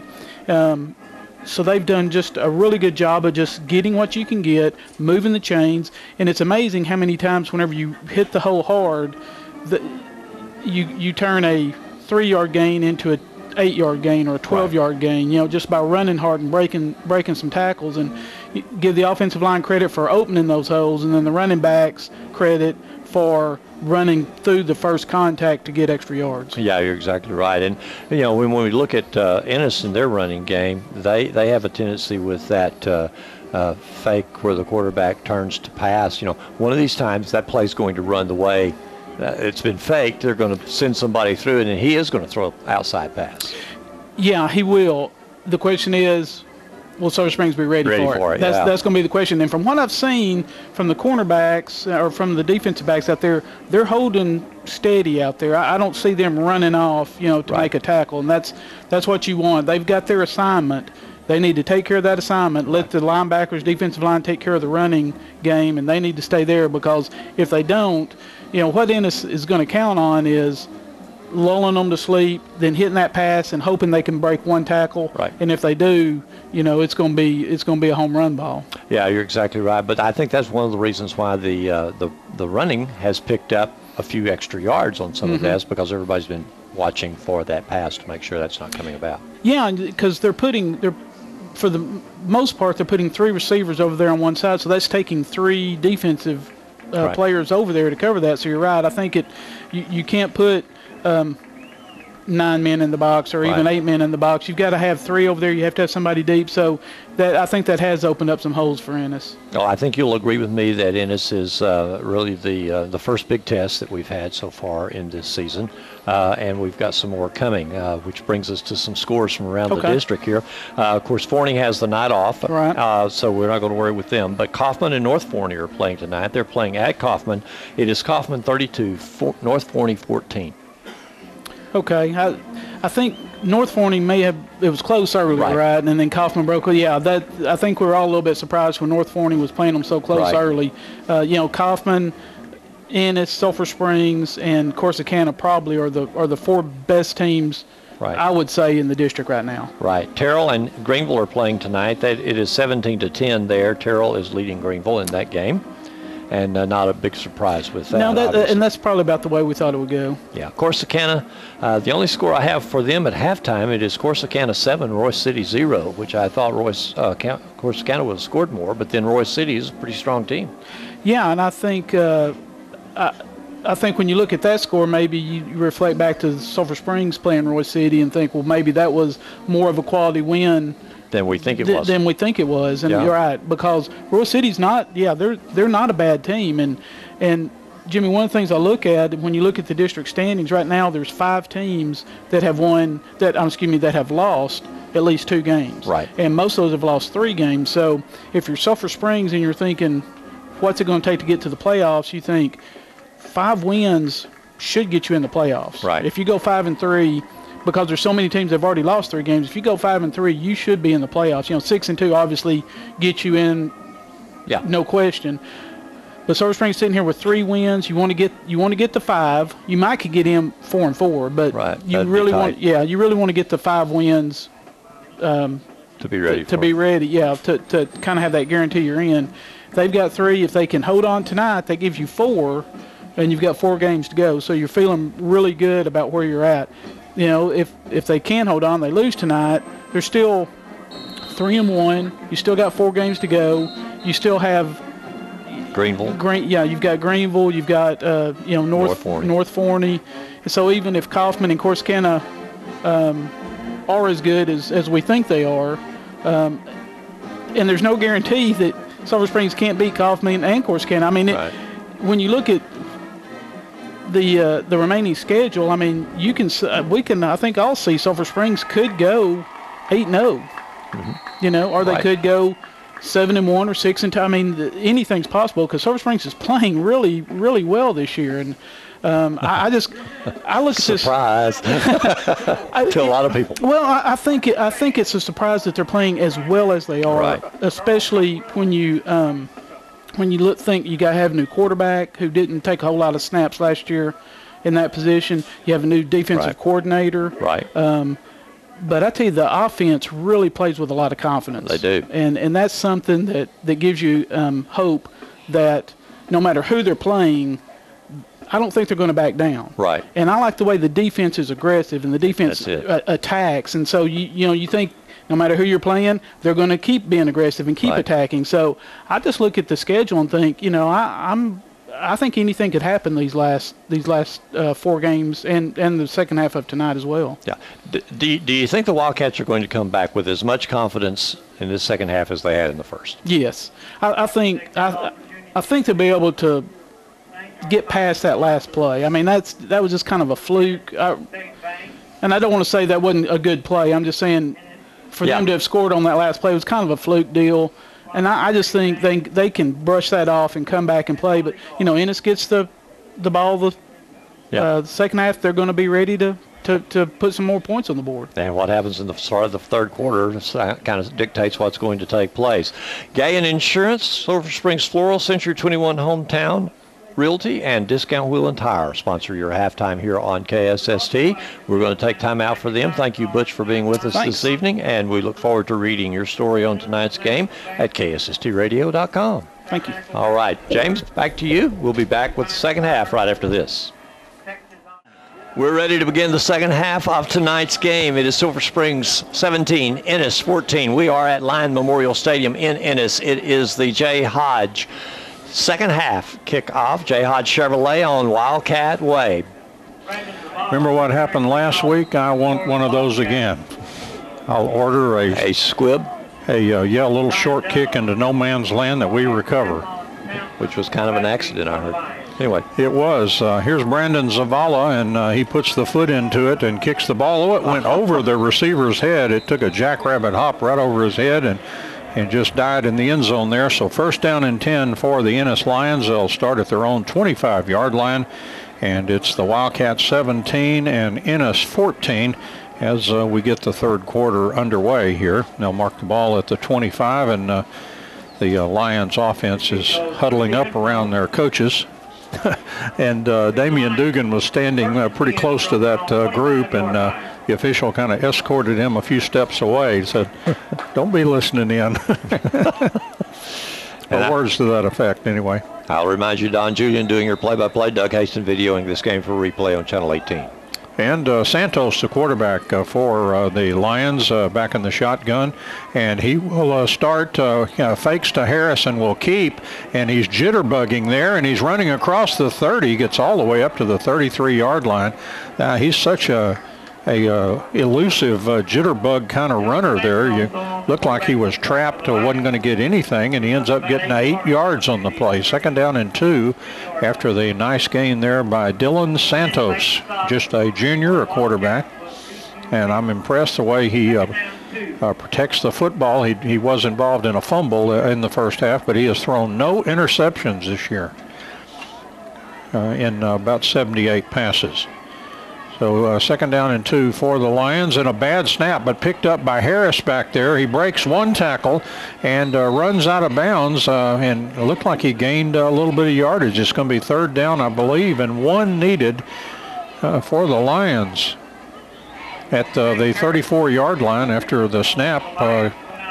It actually came more toward Harris than it did Santos, looked like. Well, the Ennis team making good out of things going bad. Yeah, so far they've had kind of the magic touch in the last few play minutes anyway that we've seen, including that weird touchdown pass on the last play of the first half. So here's 3rd and 1 now for the Lions. And Santos back in the shotgun, takes the snap, and he's rolling to the left, and he dives over the 35-yard line to pick up the first down. And 1st and 10 for the Lions at their own 36-yard line. Talk about knowing the line to gain and just diving over it there by Santos. And here come the Lions again on offense. We have 10:58 left here in the third quarter, and the Wildcats leading 17-14. And Santos will hand off. Harris hitting up in there. And as Butch Burney pointed out, Harris had really good results first 4 or 5 carries. And since then, the Wildcats defense has gotten much tougher on this Ennis team. And you would think that our coordinator, Alex Guerrera, and defensive coaches doing a good job of some quick teaching on what was going on that play and kind of helping to shut that thing down. Gain of 2 on the play, 2nd down and 8, and the ball at the 38-yard line now in Ennis territory. And again, Santos from the shotgun. Will take the snap, and he'll fake, and now he'll throw a backward pass, and the Wildcats make the tackle. It looks like right at the line of scrimmage where the ball was caught there. And that's what Butch and I were talking about, that one of these times he was going to actually fake the handoff and try to make the pass. He did, but the Wildcats have been in position all game long, and could have been a double pass too, because I know and that was thrown at Dove, and Dove has another pass this season where he actually threw the ball. It was an incompletion, I would hasten to add, but that time Landry Tyson was among those that kind of helped blow that play up. And here's a big play. 3rd down and 8 now for Ennis at their own 38-yard line. So the Wildcats defense would dearly love to put the stops on right now. And it looks like Ennis may have called for a timeout here. 9:27 left here in the third quarter. The Wildcats of Sulphur Springs 17 and Ennis 14. And we'll take a break here, and we'll be back in a moment. And back in the shotgun here on this big 3rd down and 8. It's back to Santos. He's rolling to the left, looking down the field. He sails it down the field. Oh, he out threw everybody as his receiver got caught up in the wash there and got bumped off the route. Looked like that was intended for Zion Dove. And the Wildcats were actually closer to that as it landed. So it would appear to be punt time now for the Lions of Ennis. It's kind of hard to tell. Santos may do their punting for them because he is back there all by himself. He from punt formation on this 4th down and 8. Back to the Santos, and he gets another knuckle punt downfield. Looked like it hit one of the Ennis players. It's going to be downed, but they're going to see where it might have touched somebody there. And I'll move it up the field a little bit to the 44-yard line. Very good field position. So a couple of good things happened to start the 3rd quarter after the fluky touchdown that Ennis scored. The Wildcats defense comes out and makes the stop, and then the offense gets good field position at the 44-yard line in their own territory. 9:12 to go here in the 3rd quarter. Wildcats are leading 17-14. And DeCorian Young back in the shotgun per usual. Hardly knows. We talked last year because we were worried about some deep snap. It was the year before, actually. I'll get into that later. But here's DeCorian. Will take the snap, and he'll hand off Caden Davis across the 50, and it's going to be hit at the 49-yard line. That's a gain of 7 on, or no, they're going to mark it right at the 50-yard line. So a gain of 6. 2nd down and 4 for the Wildcats right at the midfield stripe. I was talking, we said against the game against the Maryland school, we were deep in our own territory doing shotgun snaps, and you know how dangerous those can be. And Coach Young said, or all the coaches said, more dangerous if we try to go under center. We never do that. Yeah, right. And here's a handoff to Davis again. Davis got forward maybe about a yard, and then that was it as Ennis had that clogged up, and then attacked, and very short gain on the play. Actually, let's say no gain on the play, so it's going to be 3rd and 4 for the Wildcats right at the 50-yard line. Big play for the Wildcats offense, who, once again, if you're only going to see the ball 4 times, you've really got to make things happen when you've got the ball. And DeCorian Young will take the snap, and he will fake, and he'll keep, and he runs for the 1st down as he leaned that run up to the 45-yard line. 1st and 10 for the Wildcats. Good run, and I put in the pregame this week, effectively running, yes, because that's what DeCorian Young is doing this year. Silver Springs Dodge Chrysler Jeep 1st down. He's not just taking off. Every time he runs, he's looking to pass. And then when he takes off in earnest, he makes things happen. Back to Young, and he fires the ball down the field. It's caught at the 30-yard line and inside the 30. Then the receiver wrestled to the ground. That was Landry Tyson down there with a catch. And Landry coming on in the passing game. Had a good game last week and looking good again tonight. Going quickly here. And from the 28-yard line, the Wildcats trying to increase that tempo. Here's a running back right up the middle, and the runner down to about the 23-yard line. That's a gain of 5 on the play. I believe that was Colton Allen. It was. And so 2nd down and 5 now at the 23-yard line for the Wildcats.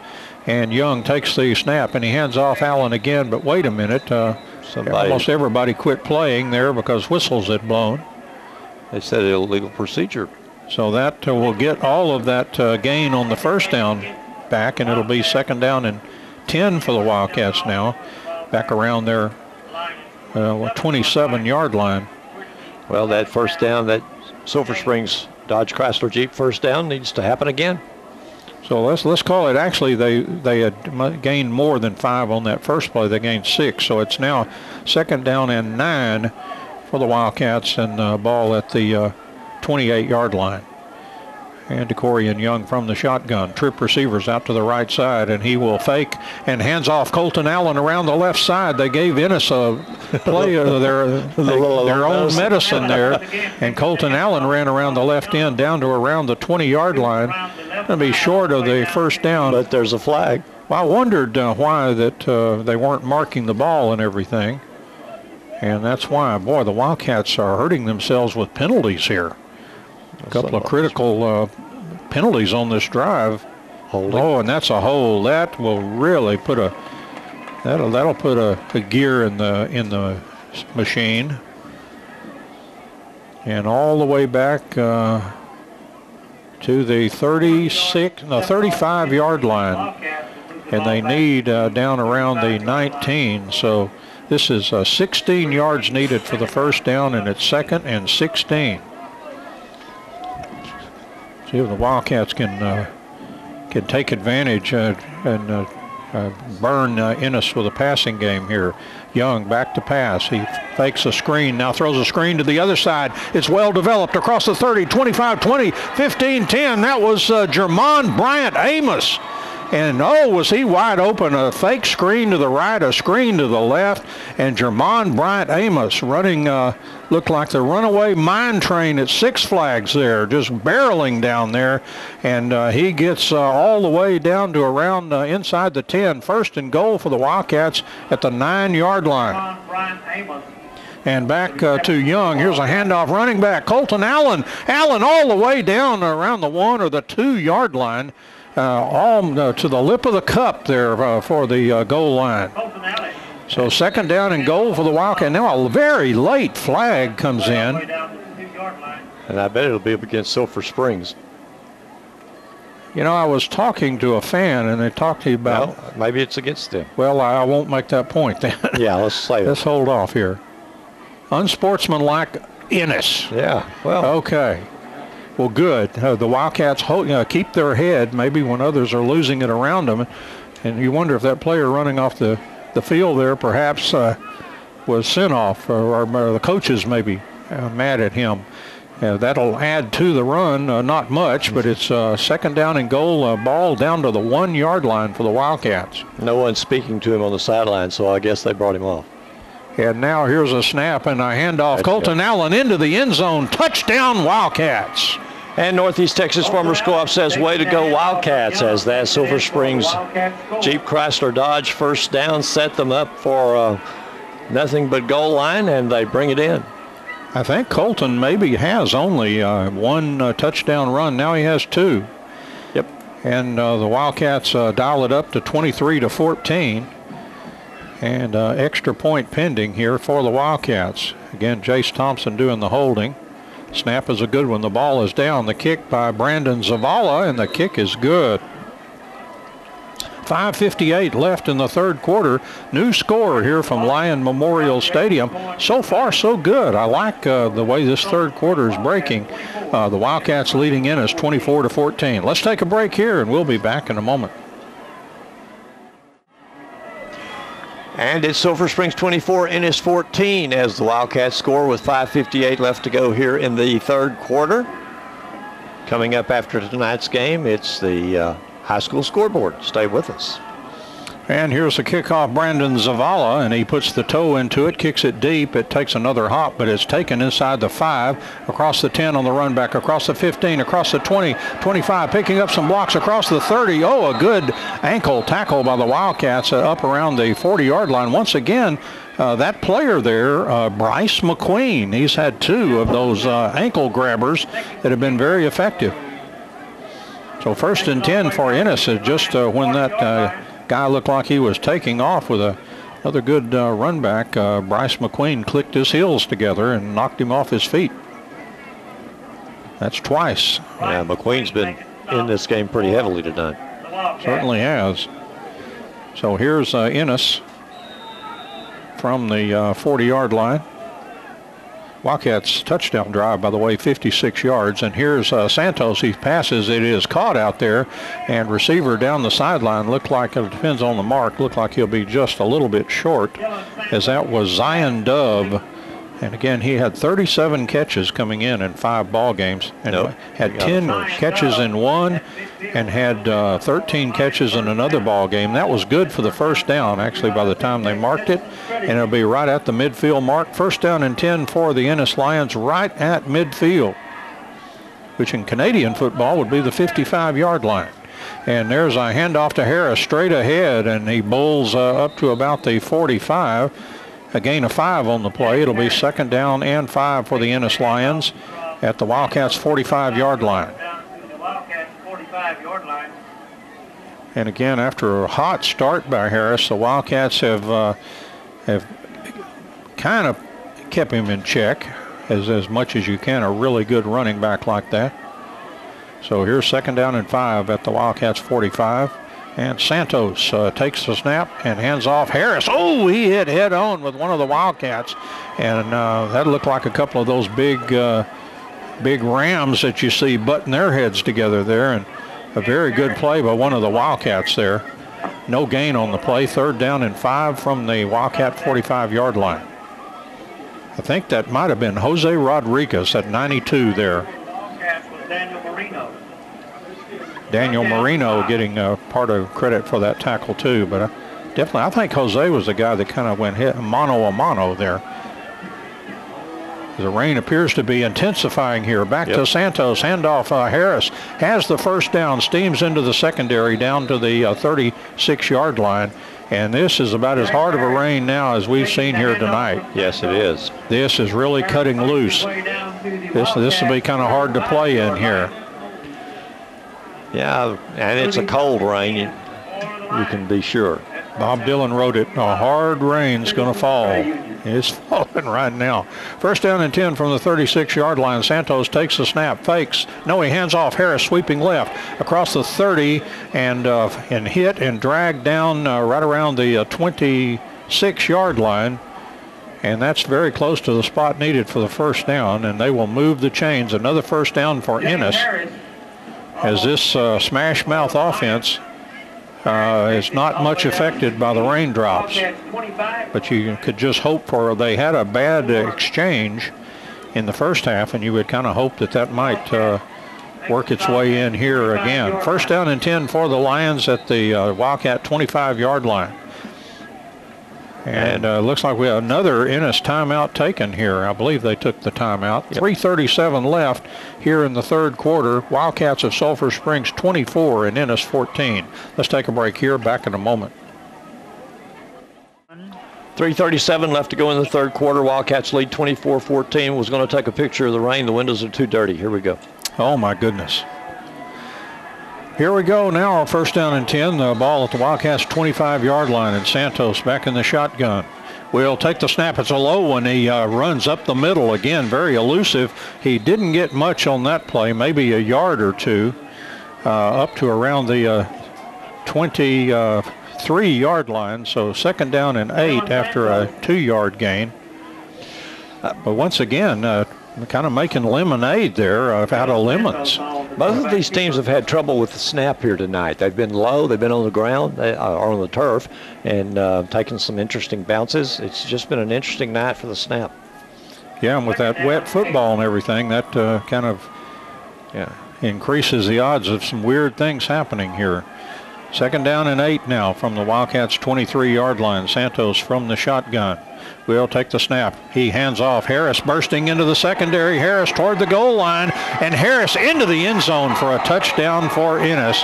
A 23-yard touchdown run, and that's the first time that Harris has got completely loose from the Wildcats defense. And you know when you play a quality back like that, sometimes it's not a matter of if, it's when. Right.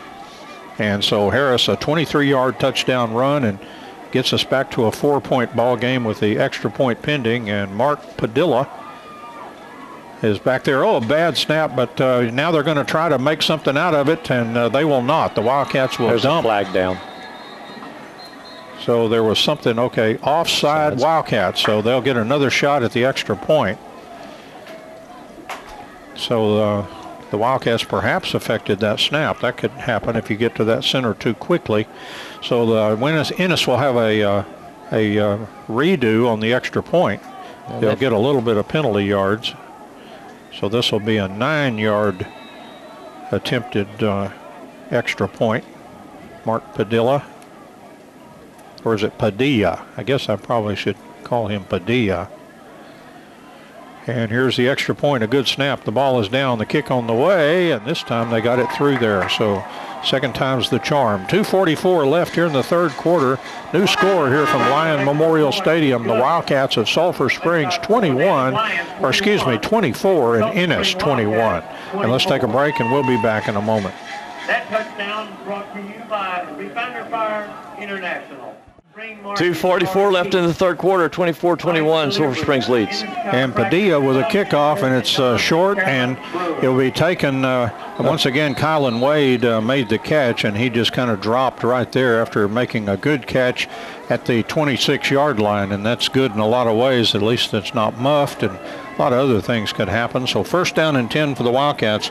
They'll start at their own 26-yard line, and let's see what kind of ducks they are. Now see how they like to play out there in the rain. It's kind of eased up just a little bit. Some of the Ennis coaches really exhorting their defense to try to stop these Wildcats. They've not had much luck tonight. Wildcats, DeCorian Young back in the shotgun from the 26-yard line. And maybe a flinch on the ball. There was a flinch in the... Yeah, he called it on us. And the standard is always a lot tougher for the offense than the defense. The defense flinched, but you can do that on defense unless they do not, unless they think that you drew the offense offside. But there was it looked like maybe in the backfield or perhaps the center with the football. But first down and 15 from the Wildcats back at the 21-yard line. They look like they pointed back in the backfield. DeCorian Young now throws the ball. The ball is caught, and receiver moving down the field across the 30, 35, 40, and right down the sideline. That is Austin Dodd. Dodd on the move. Dodd running wild across the field, the 15. Dodd to the 10. He's racing to the pylon. Touchdown Wildcats. Scan the field for flags. I see none. Austin Dodd ran about, 90 yards to get that? He got to he's 79 will be the official. The official, count. But coming through, the Northeast Texas Farmers Co-op says, way to go Wildcats, as Dodd was running on the east side of the field and wound up on the west side of the field before that one was done. Yeah, you measure the field from side to side. You'd have to include that in it. And here's extra point for the Wildcats as they just continue to have some answers tonight in a game where Ennis is keeping the pressure on. Here's the extra point. And the extra point kick is good. And once again, I believe that was Brandon Zavala. It was. 2:24 left here in the third quarter. A new score here from Lyon Memorial Stadium. Wildcats of Sulphur Springs 31 and Ennis 21. And let's take a break. Back in a moment. 2 minutes, 24 seconds left to go in the third quarter as the Wildcats prepare to kick the ball to the Lions here at Lyon Memorial Stadium in Ennis. It's the Wildcats 31, Ennis 21. Now, how would you feel if you go munching down the field and you score a touchdown and you're right back in the game, and then the Wildcats run 2 plays and the second one goes 79 yards for a touchdown? Here's a kickoff for the Wildcats. This one is kind of a pooch kick down the field. It's going to find its way out of bounds at the 15-yard line. That'll make a flag fly, and that'll be a delay of game, which will cost the Wildcats at the end or tacked on will be a 5-yard penalty after that kick goes out of bounds at the 15-yard line. Looks like they're wanting to play. Ennis is wanting to play the ball, so no re-kick. Yeah, they'll. What is that, the 25? Maybe they'll probably just move it to the 30.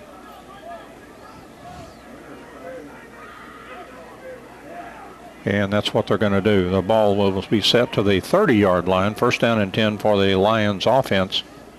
There's 2:24 left in the third quarter, and the Wildcats of Sulphur Springs 31 and Ennis 21. And again, I just am very impressed with the poise of this Wildcats team with everything that's happened to them, including El Fluco there at the end of the first half. So Santos back in the shotgun, takes a snap, rolling to the right, looking down the field, sails the pass down the field, incomplete. There was a bump on the receiver, there's a flag. And a flag flies, so Ennis will get a pass interference call on the bump on the receiver. Yeah, when you come into a strange place sometime, you must play a flawless football game, and anything like that is subject to an easy call by the officials. We have a flag back at the... oh, yeah, well, that could be something, too, back there. Offsetting, maybe? Of the holding variety, we'll see. Yeah, it's going to be offsetting. Yeah, one against Ennis and one against the Wildcats. We'll replay the down. I'm not hearing the replays tonight. He's not mic'd. What would obviously pass interference, but I'm not sure what the call was on. Block in the back, I think. I'm not sure, but. All right. Well, we'll just say offsetting penalties and Replay, first and 10 all over again. The never mind play, and there's back to Santos. He hands off Harris. Harris tried to escape a tackle, but a nice, good, secure tackle by the Wildcats. A short gain on the play. I think that was Kylan Wade again. Got there on the tackle, either him or Bryce McQueen. Let's say 2 yards gain on the play. It'll be 2nd down and 8 for Ennis at their own 32-yard line as we're under 2 minutes to play here in the third quarter, and the Wildcats are up by 10, 31-21. And Dylan Santos, a really pesky little quarterback back there, will hand off Harris right up the middle and up to about the 25-yard line. And it'll be 3rd down and 5 for Ennis. And it's the 36-yard line, and it'll be 3rd down and 4 now for the Lions from the 36-yard line. 1:15 to go here in the third quarter. 31-21 our score. Yeah, the Wildcats up by 10. Remember, our halftime score was 17-14. So Wildcats have scored a couple of times and Ennis once. So taking that 3-point lead and got it up to 10 right now anyway, but Ennis threatening, or has the ball. And now Santos rolls to the left, looking down the field, getting the rush, throws the pass, incomplete. Nice late break on the ball there by Damian Dugan on pass defense. And Damian got there in time to knock that ball away from the intended receiver. Santos pass, ball's incomplete. And it'll be punt time, you would think, for the Ennis Lions on 4th down and 4 from the 36-yard line. But watch those tricky Lions. They would probably not. They would be might want to fake or something like that. So you got to watch those guys. And you have your quarterback back there punting. And, he got another worm burner down the field. And boy, he kicks the lowest trajectory punts I've ever seen. The ball is deadened at the inside the 30-yard line by Ennis. The Wildcats weren't anywhere near that. And that would be a good thing to teach, because that knuckleball coming off that foot at low trajectory, might hit a lineman right in the face mask. Right. As he was just standing there. Because those things are not lifting off tonight. 1st down and 10 for the Wildcats after another big stop. Congratulations to Alex Guerrero, the defensive coordinator, and his coaches, and the Wildcats defense for another good defensive stop. So the Wildcats now starting from their own 29-yard line, and they would really like to put some distance between them and Ennis. And they'll start with a running play. And this is Chalk Sims, and Chalk down the sideline on the run, moves all the way up to the 37-yard line. That's a gain of 8 on the play by Decorian Chalk Sims. Actually a 9-yard gain, so 2nd down and 1 for the Wildcats at the 38. 36 seconds in the third quarter. Wildcats kind of like this shortening of the game by Ennis now, because they may say, let's both join that. Corian Young back in the shotgun on the 2nd and 1, takes a snap and he fakes. No, he faked the pass, and Sims bursting through to the other side. Butch Burney was talking about those runners that just keep running hard, and that was a great example by Chalk Sims all the way up to the Wildcats' 45-yard line. 1st and 10 for the Wildcats. And that Sulphur Springs Chrysler Dodge Jeep 1st down with 24 seconds to go. And the Wildcats in no particular hurry here. They may just let this one run out. They've got 15 seconds and might as well move and get those 4 fingers ready to hold high in the air for the start of the fourth quarter. Yeah. As they're just going to let the clock tick right down. As they got a 4-second lead on with the play clock. And there is that wonderful horn. I anticipated that tremendously. Not. But that's the end of 3 quarters here at Lion Memorial Stadium in Ennis. And it's the Wildcats of Sulphur Springs 31 and Ennis 21. And we'll take a break, come back with the start of what we're sure will be an exciting fourth quarter right after this break. And the Wildcats now have first down and 10 from their own 45-yard line. DeCorian Young will take the snap. He now rolls to the right and looking down the field now, pull it and run with the ball, and will move up to about the 49-yard line. So DeCorian picked up about 4 on the play, and it'll be, let's call it a 3-yard gain at the 48-yard line, and so it'll be second down and 7 for the Wildcats at their own 48-yard line. And again, Young from the shotgun will take the snap. He turns, hands off, but a flag flies, and this play will be negated. Penalty flag. And we're going to have illegal procedure. And we've seen that movie before. Wildcats beginning to pick up a few more of these nagging little penalties here. And that one takes back the yardage gained and puts us in a 2-yard deficit. So it'll be second down and 12 now for the Wildcats back at their own 43-yard line. 11:27 to go here in the game. 31-21, the Wildcats lead. And DeCorian Young again back in the shotgun. Has 2 receivers left, 1 to the right. Will take the snap, and he will hand off. Our running back is tripped up and going to go down at about the original line of scrimmage. So Chalk Sims on the carry. It'll be 3rd and 10 from Wildcats' 45-yard line. But Austin Dodd is scheduled, is flanked out here to the left. He's always a good target. 3rd down, 10. And big play here for the Wildcats offense as they would like to hang on to the ball for a while. And DeCorian Young takes the snap. He's back in the pocket, has a lot of time to throw. Now breaks out of the pocket, but now scrambling all the way back and throws the ball down the field. And was it caught there by Jermon Bryant Amos? The officials say yes, sir, at the 32-yard line. Boy, a big target. And then, or was that Landry Tyson? Landry Tyson. That was Landry Tyson. I thought it was 46. What a great grab. We want to give Landry credit for that because it was a tremendous grab. And first down and 10 for the Wildcats. Good catch by Landry Tyson. That was 16 and not 46. Another tall receiver, not quite as tall as Jermon Bryant Amos, but not too short of it. Here's Davis running back, and Caden Davis will be cut down after a 2-yard gain at the 31-yard line. Second down and 8 for the Wildcats at the Ennis 31-yard line. The clock down to 10:15, and Coach Young would just like ground Matt right now. He would like to take that ball and just munch on that clock as much as possible here with a 10-point lead and 10 minutes left in the ball game. DeCorian Young takes the snap. He fakes and throws the ball to Dodd too high, incomplete, and it'll be 3rd down and 8 now from the 31-yard line. Boy, Young really putting some mustard on it, but that was hot and high. Yep. Like a Texas Ranger relief pitcher coming in there. High and hard. But we don't need that. Yeah, and probably not hard to hit. Oh well, enough about the Rangers. We'll let them try to solve all their problems in the off season. Yeah.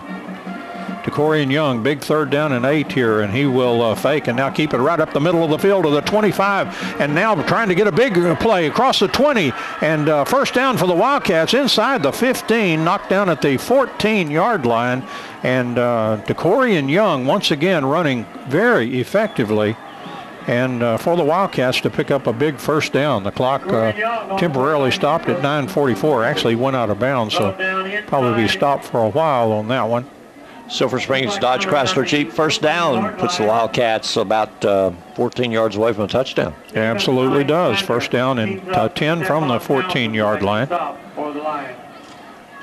And now DeCorian will trot over. He may have an equipment issue, and the Wildcats are going to take a timeout. And that's their second one, so I hope they're not needing them for later on. 9:44 left here in the fourth quarter. The Wildcats of Sulphur Springs 31, Ennis 21. And let's take a break here, and we'll be back in a moment. 9:44 left to go in our game. 31-21, the Wildcats lead Ennis. The Wildcats kind of knocking on the door here. Yeah, they're knocking. You're beginning to hear it a little louder and louder. First down and 10 from the 14-yard line. Two receivers left and right. Corey and Young back there in the shotgun with a running back. I believe that's Colton Allen with him back there. Sends Jermon Brian Amos from the right side to the left, and they'll run Allen right up the middle. Allen racing. Touchdown, Wildcats, right up the middle of Main Street. My goodness. And they send Amos in to make that block, and Northeast Texas Farmers Co-op says, way to go, Wildcats, as the Cats pick up that touchdown to make it 37-21. Boy, don't you like it when a plan comes together? You move Jermon Brian Amos from the right side to the left, and then he's the lead blocker in there.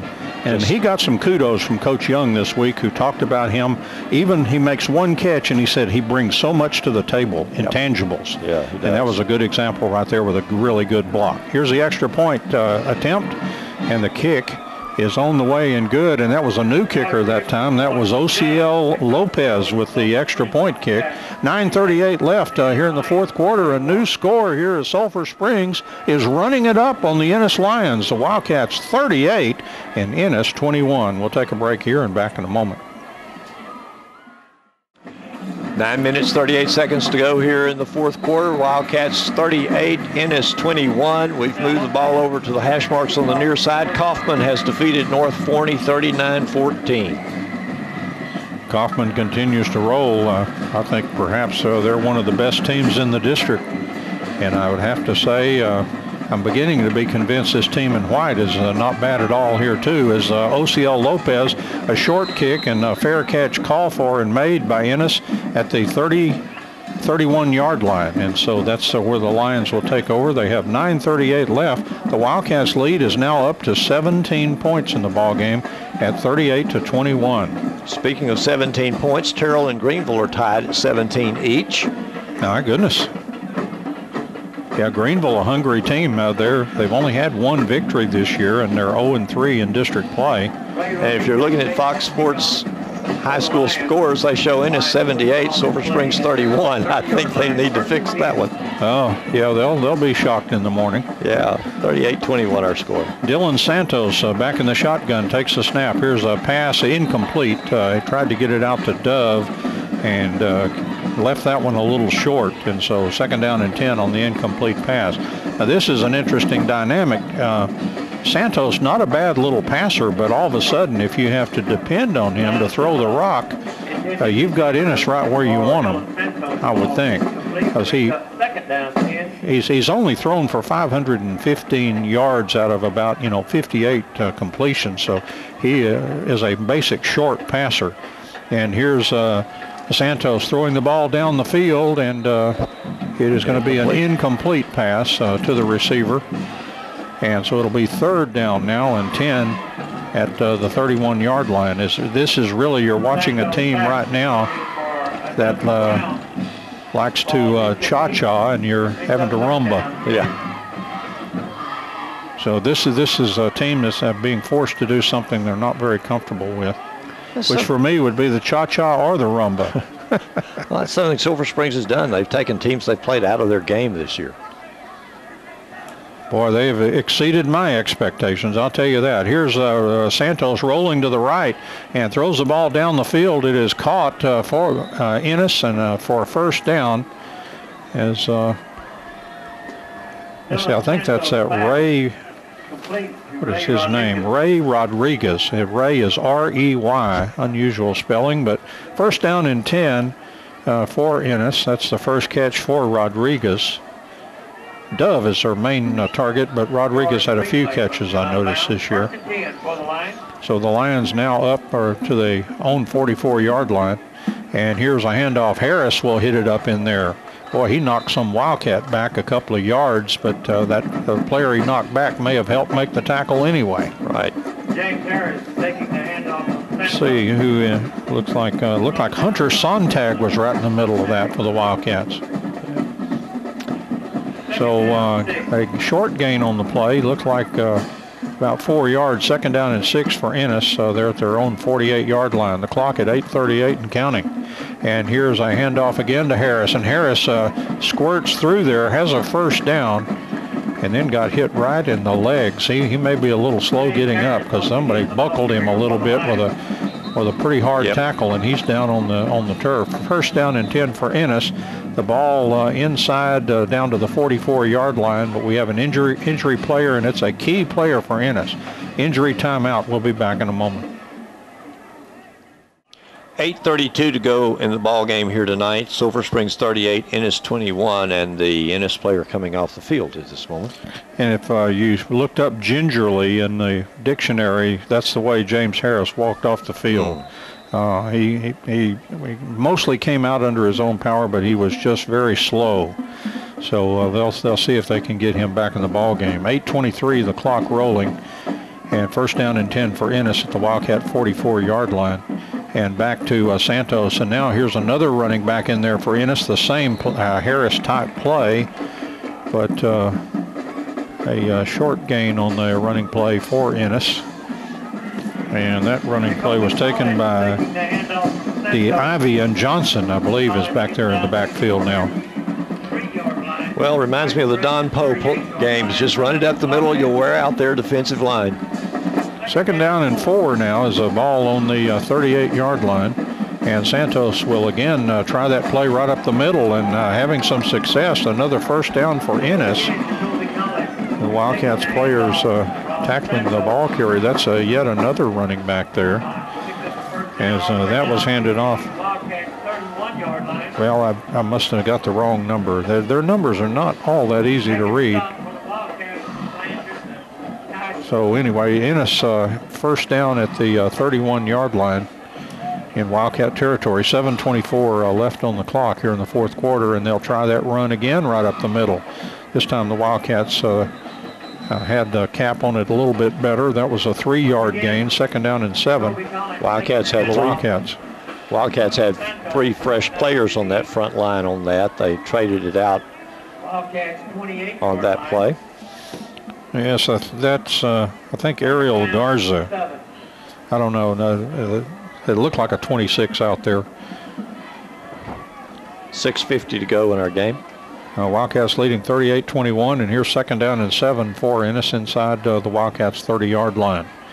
And Santos back to pass. He sails the ball down the field. It's caught in the secondary. First down and 10 for Ennis.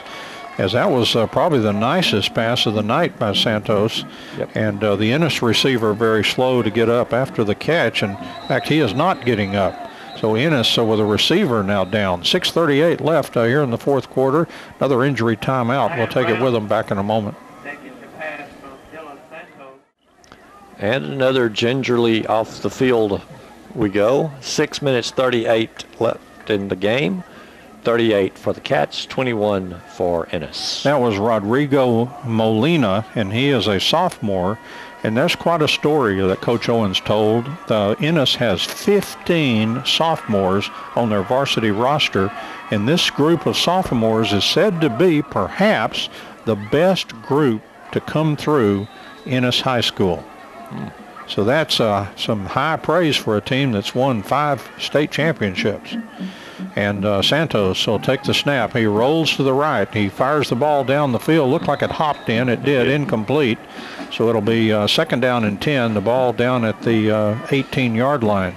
But that Coach Harrell, the cupboard is not bare in Ennis. He not only has some playmakers now, but has that sophomore class that everybody is drooling over and thinking they're really going to be special. He's even got freshmen perhaps on the varsity, and that's very, very rare. I was talking to Coach Owens, and we were trying to figure out the last freshman that actually made the roster for the Wildcats, and it's hard to remember any of them being that good. So here's a second down and 10 for Ennis at the 18-yard line. Back to Santos, and here's a running play, and the Wildcats jam that up. And let's see where they're going to end up marking it. Looks like around the 15-yard line. And so that's going to be third down now, and about 7 yards needed for the first down for Ennis at the Wildcat 15-yard line. Meanwhile, that clock, like Old Man River, just keeps on rolling along there inside 6 minutes to 5:55. Wildcats playing with house money now as their big lead. watching that clock disappear. Here's Santos back to pass. Now he sprints out to the right, looking down the field, continuing to look. The Wildcats trying to corner him. He throws. Touchdown by Ennis, as a receiver kept the route going. And Santos having all day, he could have read War and Peace back there, and was able to find an open receiver and a touchdown. Santos finding Ray Rodriguez. Wide receiver Ray Rodriguez. Good call, Jimmy. And touchdown for Ennis, and that cuts the lead to 11 at 38-27. And Padilla is in there for the extra point for Ennis. Snap a little low, but picked up, and the kick is good. 5:38 left here in the fourth quarter, and a new score here from Lion Memorial Stadium in Ennis. Wildcats of Sulphur Springs 38 and Ennis 28. Let's take a break, and we'll be back in a moment. The Sulphur Springs Wildcats 38. 5:38 to go in the fourth quarter. 38 for the Cats, 28 for Ennis. Speaking of talking to the coaches, Don did a moment ago, don't forget to join the coaches show tomorrow morning, 9 a.m. simulcast on KSST Channel 18. Here's a kickoff, and it's rolled down the field, kind of in the range of kind of a deeper kind of onside kick, hoping that it would squirt away from somebody and kind of roll around. But the Wildcats did a good job of landing on that football over there. Jace Thompson. Good old Jace. Yeah, he's a receiver with good hands, and also plays a safety position. And so he's good to have back there, and that's exactly why he's out there. 5:38 left in the ball game, and the Wildcats survived that. Coach Owens, nothing he hates worse, or that's right up there with him, is having to defend those onside kicks. Wildcats leading 38-28. DeCorian Young, hands off, running back. Running back streaming into the secondary. Nice run by the Wildcats. That was Sims. DeCorian Chalk Sims on the run, certainly was, and he's all the way up to the 48-yard line. That's a gain of 11 on the play. Wildcats first down. Silver Springs Dodge Chrysler Jeep first down. Now in at the wide receiver position, a fellow that made a big catch last week, Payson Edwards, is nearest to us, flanked out for the Wildcats. And again, the Wildcats are really running that clock down. They've been good at this year. They've had a lot of practice, had a lot of games where they've had to do that. Here's back to DeCorian Young. And handoff again, Chalk Sims straight ahead. Pretty hard run up to around the 48-yard line. That's a gain of 3. And it'll be second down and 7 for the Wildcats at the 48-yard line. Corsicana leads Royce City 20-0. They're late in the fourth quarter. And once again, they're kind of ready, but the clock still has 18 seconds on the play clock, and they'll drain that down to probably at least 10 to just continue to nibble on that clock a little bit. It's down to 4:27 and counting. Wildcats with a 10-point lead. And DeCorian Young wanting to eat up some more time. Kind of a low snap, picks it up, hands off. Chalk Sims racing to the right side.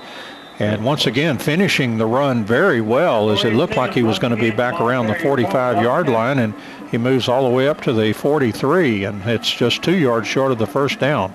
I like the way he's finishing that run, right, Jimmy. I do too. And Ennis has 2 timeouts left, so that's probably going to come into play before this game ends.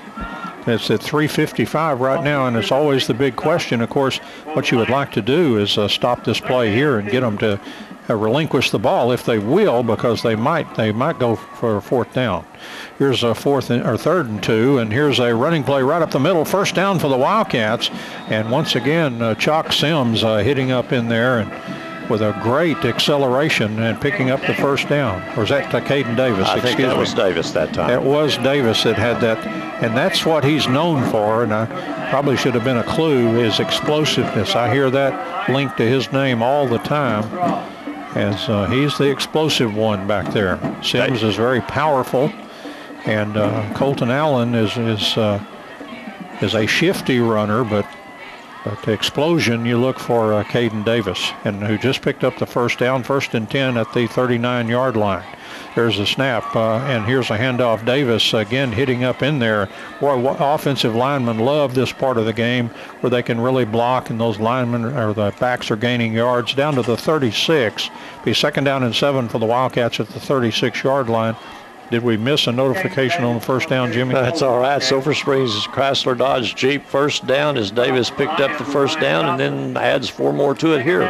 All right. And once again, DeCorian Young. The clock down to 2:39, just like that. As the Wildcats, those first downs are valuable. And there's a snap and handoff again. Davis to the 35, to the 30, the 25. Davis to the 20, and he's finally wrapped up inside the 20-yard line, down around the 16. And that Sulphur Springs Dodge Chrysler Jeep first down, with a lot of Ennis fans already home and some leaving now. I guess they're expecting rain and they don't drive a Jeep. Yeah, so you know those arms get kind of tired holding those umbrellas up all the game too, and they've had just about constant duty with that as our rainy season continues. This season really being impacted by some rain. First down and 10 for the Wildcats at the 18-yard line. The clock at the 2-minute warning and counting on down. Here's DeCorian Young handing off Davis around the right side, and he will move. A flag flies in there at the last minute. He got down to about the 13. That was a very late kind of flag there, but probably some lineman trying to sustain that block, and the officials said that in order to do that, he had to hang on to somebody. And another Ennis player on the ground. And I think they've called timeout anyway, have they not? They have, for the player. All right, okay, it is for the player. 1:47 left in the fourth quarter. Wildcats leading 38-28. Let's take a break here and back in a moment. 1:47 left to go in our ball game tonight. 38 for the Cats, 28 for Ennis, and the Wildcats in possession of the ball. We're waiting on the Ennis player to make his way to the sideline. That's a good one there. That's Austin Striblin, and he's one of their good linebackers.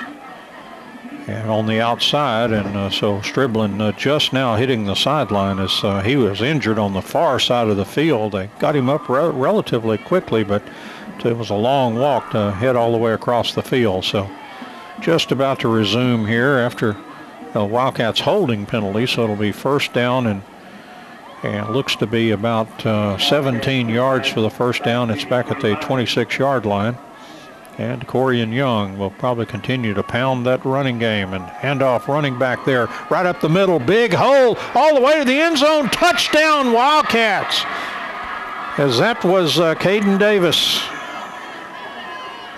And Northeast Texas Farmers Co-op says, way to go Wildcats, as that touchdown is scored. No, it was not. That was Chalk Sims. I apologize. Yeah. Having trouble with 2 and 3 tonight. That was Chalk Sims gets the credit on that beautiful run.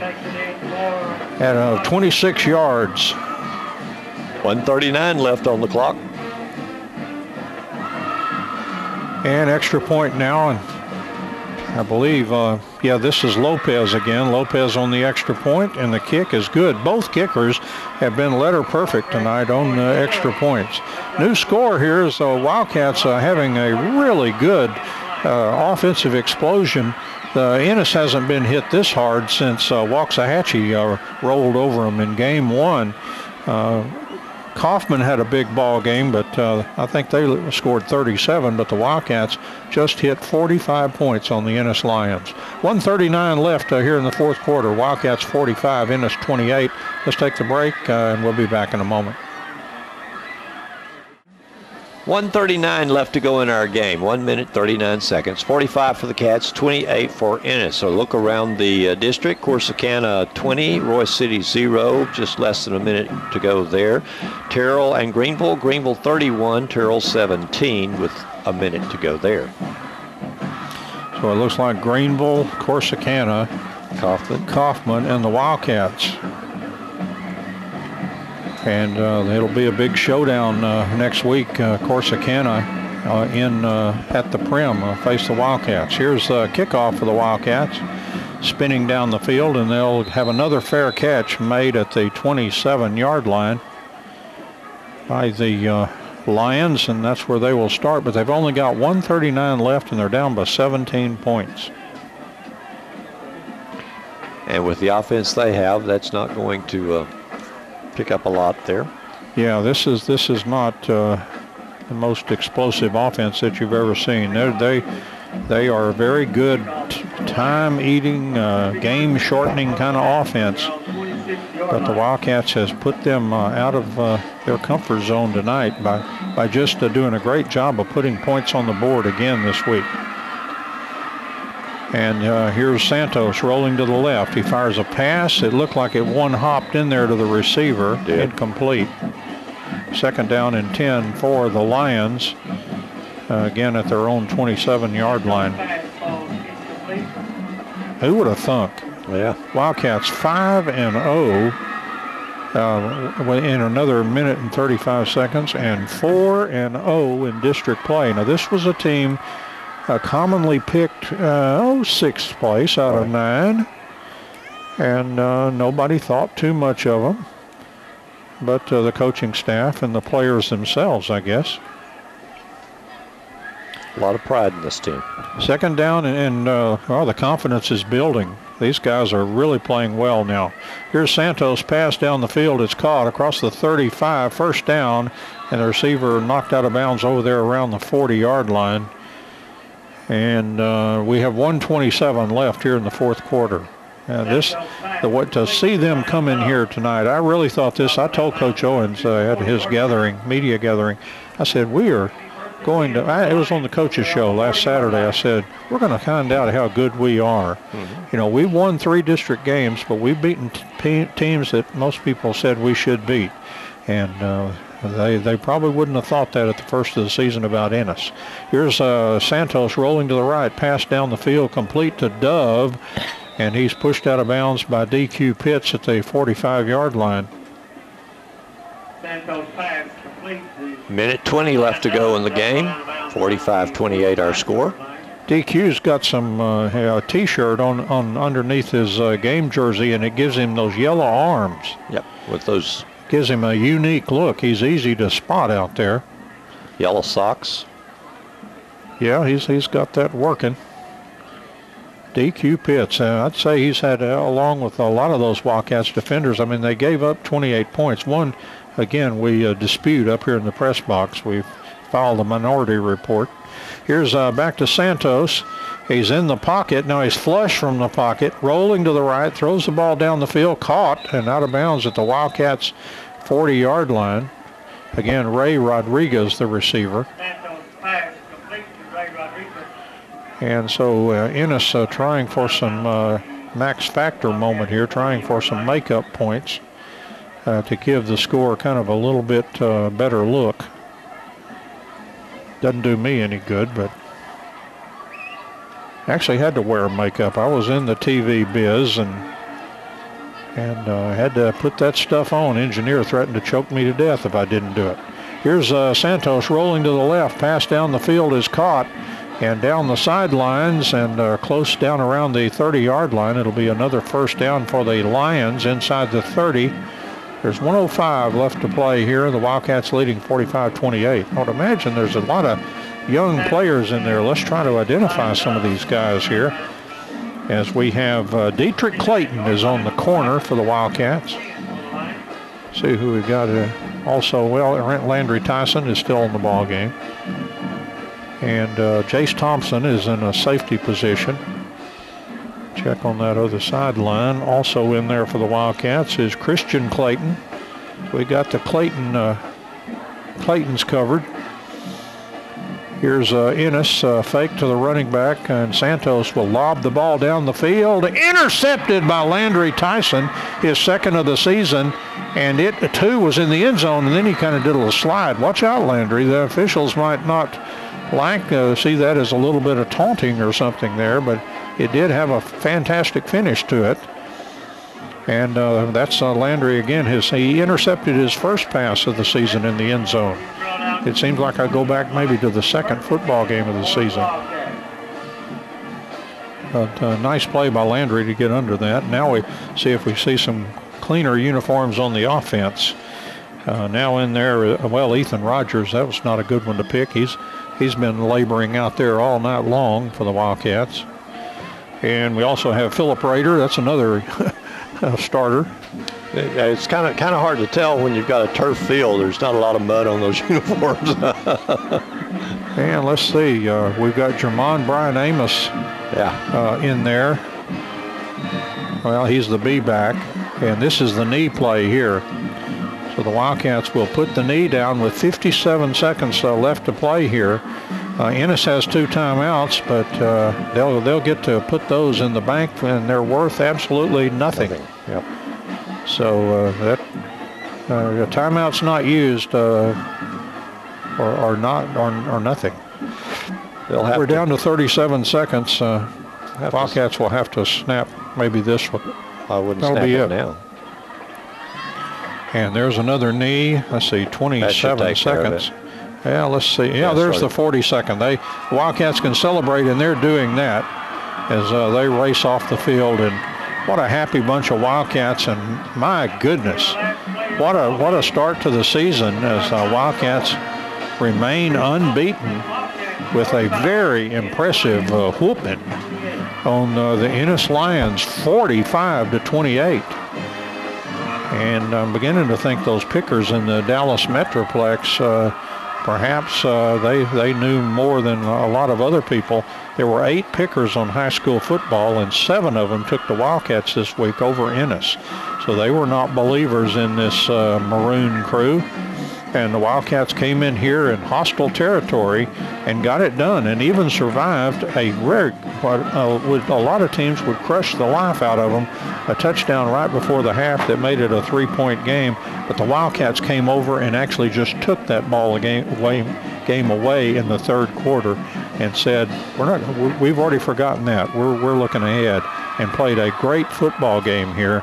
And again, undefeated in district play, and a big collision with undefeated Corsicana next week. They're only in first place because they've not taken their bye yet. That's the only reason they're ahead of the Wildcats. And Ennis also was a half game behind the Wildcats, but that's going to increase now. And so Wildcats stay undefeated in district play, and they've got it up. And they're counting just like Butch is to try to figure out what's going to be enough. And the number 5 did come up a lot, but as a lot of the Wildcats are coming over and congratulating, they're congratulating James Harris. Now this is wonderful sportsmanship. Yeah. But 5 or 6 Wildcats said, "Big guy, you are a really good football player, and you impressed us tonight." And they're also concerned, I'm sure, that he's okay over there because he was injured and carried off the field. He got hit down in the lower leg areas, and that can be a terrible situation. Wildcats win this one 45-28, and I'll turn it over now to Jimmy Rogers to wrap us up and send us home. DeCorian Chalk Sims, the first man over to speak to the injured Ennis player, and then others followed a little Landry later. Tyson, I saw him. Yeah, a lot of others followed after. Brian Amos. Want to commend those young men for the good sportsmanship that they showed. Again, the Wildcats win here tonight. Kaufman beats North Forney. Greenville beats Terrell. Corsicana beats Royce City. And so we'll face Corsicana next week at Prim Stadium. Join us there for that game. Don't forget, tomorrow morning, 9 a.m., simulcast on KSST and Channel 18, the Coaches Show. Don Julian will be talking to Coach Greg Owens. And, of course, you can see the game on Sudden Link Cable Channel 18, and it will also be uploaded to the KSST YouTube channel. So join us in watching this game again and again. A great win for the Wildcats here tonight. For Don Julian, who's done play-by-play, Doug Haston, who's videotaped this game for replay on Channel 18, Butch Burney, who has shared statistics at halftime and will be writing our story for KSSTradio.com. I'm Jim Rogers. Thanks for being with us. James Terry, great job back at the station. It's back to you, James. Everyone have a good night.